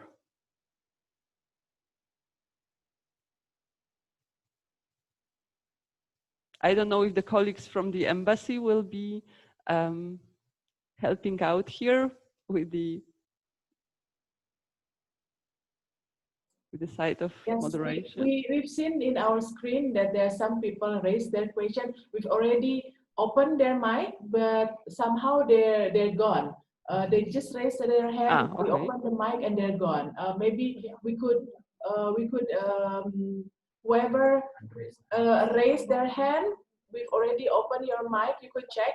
Maybe you could check your mic that it's open and you could speak. We've already opened 2 people. But now it's they're silent. So, but there is also a gentleman asking about he's asking if I have, he said, if I have a specific question on investment project, who I could ask, and we already also give. Of course, they could ask directly our investment board agencies representative in London, but we also have you know, we already give to this gentleman the email address of our head of economic session, Mr. Taufik Lamsupur. And there is also a question about the vocational. Have you opened the? Yes, I can see the question now, Madam Ambassador. One of our participants has the question. I will read it now. I have a question as regards to the vocational training program. Is it applicable in case of higher education institutions? And I'm sure this question goes to Mr. Prasta, who mentioned the program in his presentation. Yes, thank you for the question. I have read the regulation again. And I can confirm that this is only for the vocational training for the, I think it is quite related to the middle school, just like high school, just below the higher education, like the undergraduate studies, but it is also open for the diploma degrees, which related to the training and vocational itself, but not for the higher education, such as the postgraduate studies or undergraduate studies, which have a title as a bachelor or something below that, I think. Thank you very much. I hope it answers the question of our participant. I may also add from my experience as vice rector at the university that the cooperation between higher education institutions of Poland and Indonesia really is blooming at the moment. There are more and more contacts and bilateral and multilateral actually between many institutions. There are double degrees, diploma on the way, and so on and so forth. So I am sure that also within the framework of this current initiative, there will be also funding opportunities. You could, sir, I mean now the participant, take a look at the Erasmus Plus program, for instance. There are some funding opportunities to boost the cooperation also between Poland and Indonesia. It is possible. That kind of cooperation is still open, but it is a different kind with the ones with the super deduction tax incentives. Thank you very much. Do we have any other questions? For the time being, the one who raised their hand somehow has just kept silent. Maybe if you have question, you could pose your question first. Maybe that would attract more questions. Okay, thank you very much, Madam Ambassador. Yes, I'm not sure, maybe there are some technical issues that our participants are experiencing. I actually have one more question to all of you. You all have, in your presentations, tapped upon the topic of the challenges, the COVID-19 related challenges, but you also, all of you mentioned that this crisis may also bring opportunities with it. Do you see these opportunities also when we take a look at the economic cooperation between Indonesia and Poland? And more specifically, can we actually profit from this crisis? What would be your opinion? Maybe I would like to give the floor first to Mr. Kartikoyono. Sir, what do you think? Oh, you need to unmute. Oh, yeah. Thank you, Dr. Katarzyna. It's a really interesting question. It's really need to be explored based on our own strengths. We think that the economic cooperation between Indonesia and Poland is really wide open opportunities for the both countries. The issue, the only issues maybe, we need to know what kind of product that can be matched from both countries. We need to talk on the sectoral issues as Mr. Janus already explained. We need to talk about the technical issues because in my understanding, Poland is under the European Union standard. It means that we need to fulfill a certain standard based on the European Union. Maybe that kind of issues need to be also discussed during the technical meeting between both countries. Of course, if we talk about what we can, what we call the disposable goods, we need to talk also about the standard. But if we talk about the infrastructure or kind of the sophisticated industries, that's talks need of course involve the experts. They need to studies. They have to do the research or what kind of area that we need to explore by both countries. That's my understanding. We cannot jump directly to the what we call it goods or services. We need to talk also on the technical aspect first. I believe that the role of the embassies and the role of the IIPC in both countries, of course, the role of the chambers of commerce is really important to facilitating this discussion. That's my understanding, Dr. Katarzyna. Maybe my colleague will also have something to be explored on these issues. Thank you. Thank you very much. So now over to Mr. Aditya Prasta, sir, and from your perspective, you're really close to, you also mentioned the digital economy and this new investments. Maybe that could be one of these opportunities. Yes, Dr. Katarzyna, you are right. We cannot close our eyes that there are some sectors who actually benefit from this pandemic, because from our some small research that shows that some digital economy sectors who are dealing with the online shopping has actually benefit some more profits regarding this this phenomenon is quite similar with the Amazons who has some more profits during this pandemic. Maybe they have a lot of increase in their profits and their share price also.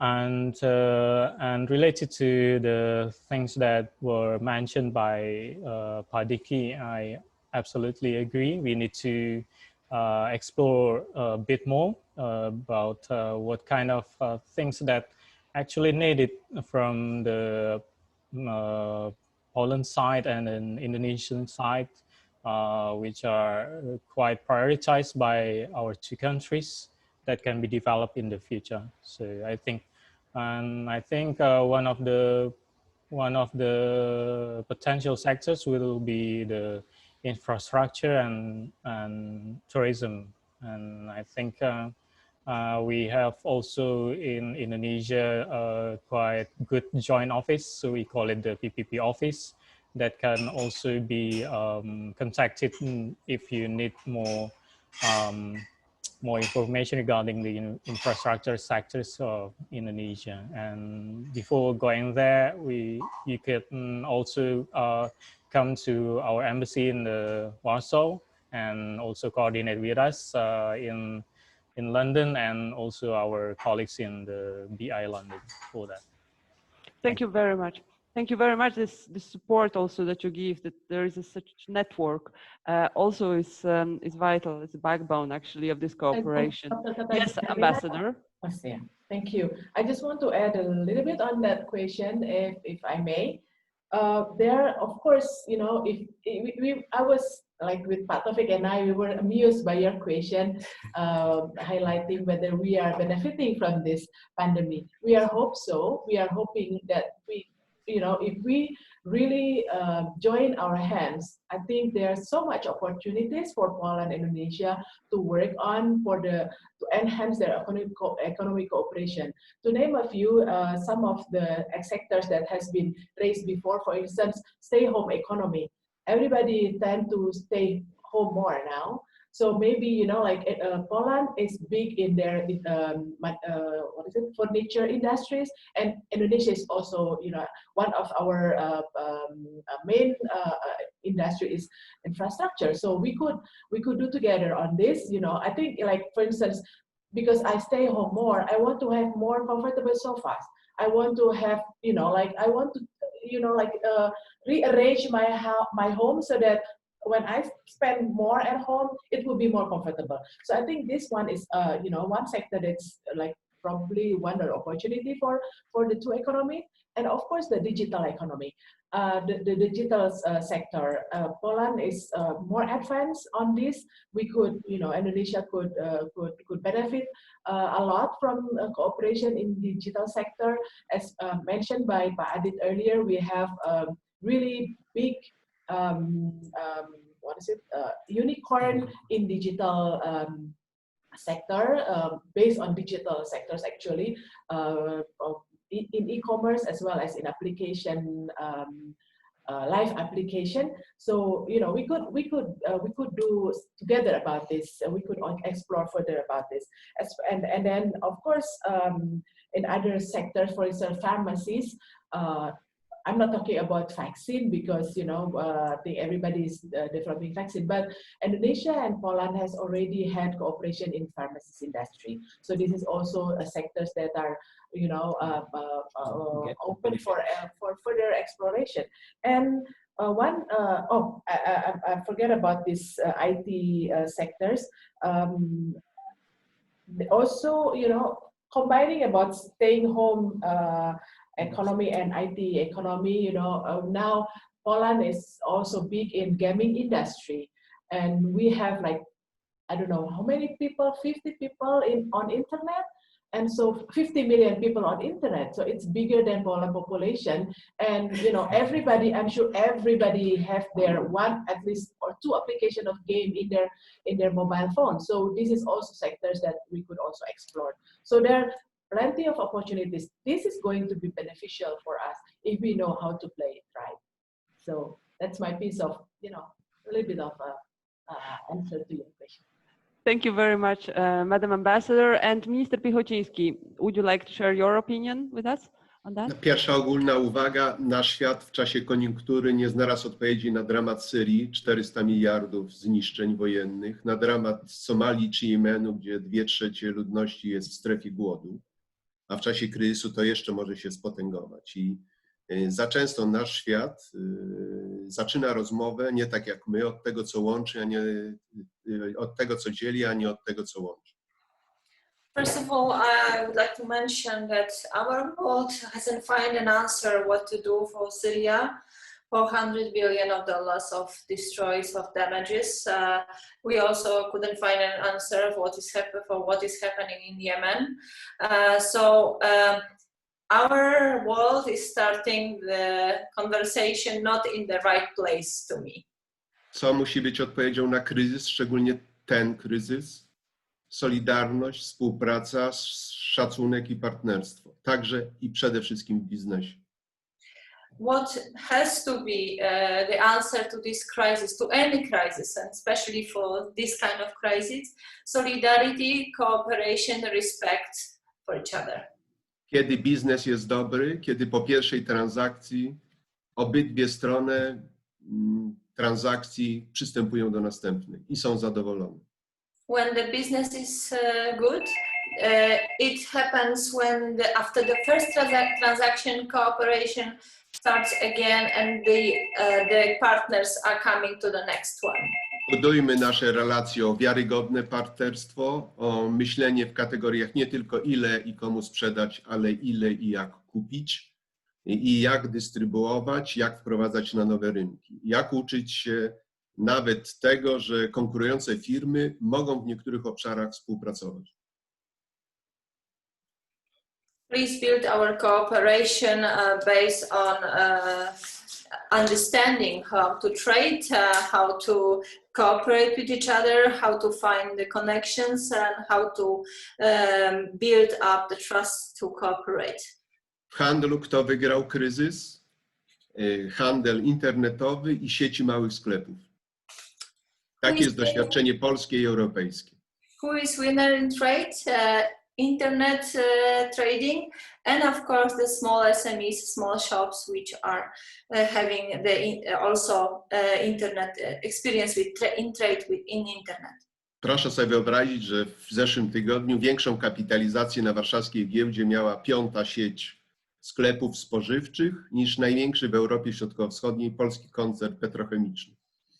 So you can imagine that on the Polish stock exchange last month, we were experiencing that the highest capitalization had the 5th chain of food shops than the petrochemical industry. Apple ma kapitalizację ponad 2 biliony, a Tesla skoczyła o 300 miliardów w ciągu 3 miesięcy. Apple has capitalization at the level of 2.5 billion, and Tesla was jumping into the second or third place. I dlatego ważne jest, żeby w naszych relacjach zbudować taki praktyczny mechanizm wspierania się, komunikacji i stworzenia łańcuchów kooperacji. That's why it's so important that we create among each other the chain of support of businesses and cooperation. Support each other in different situations. Trzeba być więc bardziej aktywnym, sprawnym, kompetentnym niż dotychczas. So we have to be more competent, more active than so far. I to jest odpowiedź na kryzys. So this is the answer to the crisis. Thank you very much. And I actually would like, because I see that there are actually no questions still from the publicum, but we have a colleague from Budapest, right, who would like to take the floor. So please, sir, the floor is yours. Okay, thank you very much, Excellency, Mr. Ambassador, Dr. Catalina, Mr. Taufik Zarianos, from BI London, Mr. Adit, and all the attendants in this webinar. So please me to introduce myself. My name is Adit Perdana from Indonesian Trade Promotion Center. We are from Ministry of Trade of Indonesia. So to respond the question from Dr. Katarzyna, I want to say that in this situation, Indonesian can be survived with the export-import situation. From the data of the July, we still have surplus export 3.3 million, is 3 times than last month in June. And from the January until July, we still have the surplus 8.7 million US dollar. And what of the good will be good to export today? I think in my small calculation that there is a lot of like medical equipment that needed in all the world, and also the food supplement, and also the healthy food is highly demanded in all the world.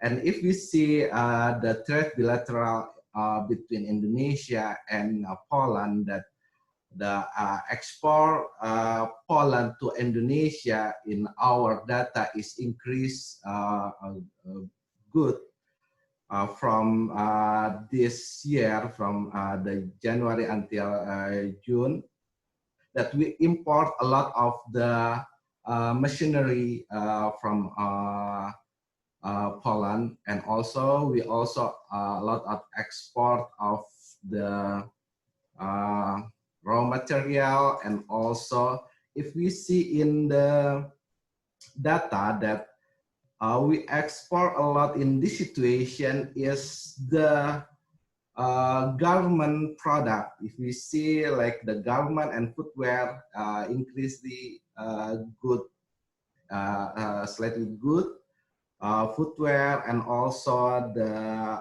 garment for women, and also the automotive part as I see in this data. So I think that is the product that maybe we can making a lot of collaboration in this situation, the food product, the healthy food, the part of automotive, and also the medical equipment. That's all that Thank you very much. Thank you also to all of our speakers for mentioning the sectors of economy that you think could be the prospective spots to invest in during these challenging times. And as there are no more questions, I would like to Zina, this part before. excuse me. Yes, yeah. Sure. May I have one idea that can be further discussed between both countries? My idea really based on your question, actually, how we gonna proceed with this technical discussion. I do believe that Madam Ambassador already prepared a kind of exhibition for our products. I mean, for the further cooperation. But of course, during this kind of situation, is difficult, almost impossible to have a physical exhibition. Maybe in the future, Madam Ambassador and also Mr. Janusz can facilitate the exhibition between both countries, especially on the goods and services that can be potentially fill the market of both countries. That's my understanding how we proceed with the more mutual cooperation between both countries. Thank you. Thank you very much. I think the idea has been noted. Yes, Ambassador. Yes. Well, thank you very much, Pak Diki. That's actually one of the plan that we are going to do next year, to have an Indonesian windows, virtual windows for all the products available for the product for the Poland market. And then actually before going there, as mentioned by Minister Piąciński, that this webinar, we agree that with this webinar will be followed up by a more sector-specific webinar. It's like business matching kind of webinar. We would identify what sectors that are mostly potential for two countries, and then we'll have this sector-specific webinars. And then further than that, we are going, actually we've already talked about this with Jakarta, with the capital, about having these windows of Indonesia, what do you call it, virtual windows etalase. What is etalase in English? But in Indonesia, Pak Diki, maybe you know what display book, the product display. Yes, the product display. It's more like product display sounds really generic, but this is actually like when you have a display in the store, then you could just like easy to carry and something like that. So and then we are going to have this develop as actually one of the participants here who wrote in the chatting. She came from Indonesia. She was actually happened to contact me earlier. She asked about the cooperation between because she has a lot of small medium enterprises whose products are ready to be exported. So she asked me, what should we do to promote their products in Poland? And I said, well, this is very timely because we are going to have this, virtual window for shopping for a Polish business for Indonesia's products. So thank you very much for the suggestions. I think you and I, we have the same, ideas, and it's actually the one that we are going to do. And thank you also for Mr. Piocinski for the idea, and then we are going to follow this up with this more specific sector.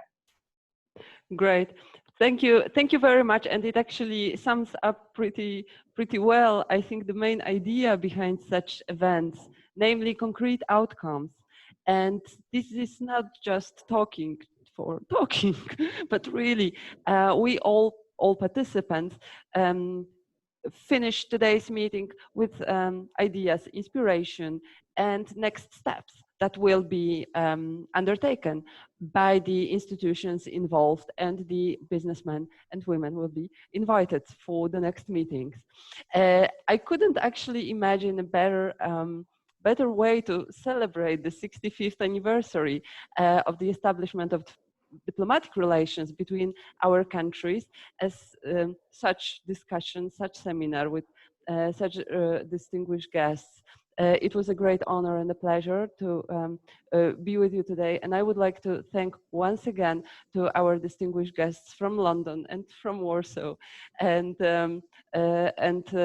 my special gratitude goes to Madam Ambassador, who really is an amazing person and does so much for the enhancing of already good cooperation between our countries. I'm sure that with such leadership, our cooperation will be blooming in the upcoming years, despite of the crisis. Thank you very much, and Madam Ambassador, the floor is yours. Thank you very much. Thank you, Dr. Katarzyna, for your always very able conducting this moderator session, very efficient. Thank you, and thank you for your valuable time. I know you're busy, and maybe we are taking your holiday time because this is a holiday for you. So thank you very much for that. Thank you for always ready to help us. We've been asking for your help continuously. So really thank you for that.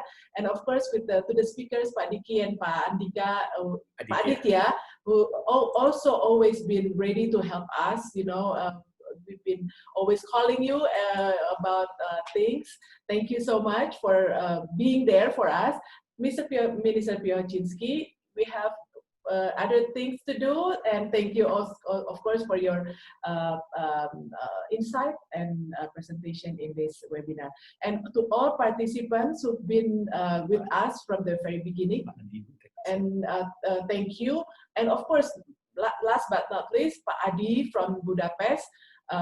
He's actually he's part of the embassy. He should be part of the embassy, but physically he is in Budapest because we shared him with the Visegrad countries. So thank you, Pak Adi, for your insight here and presence.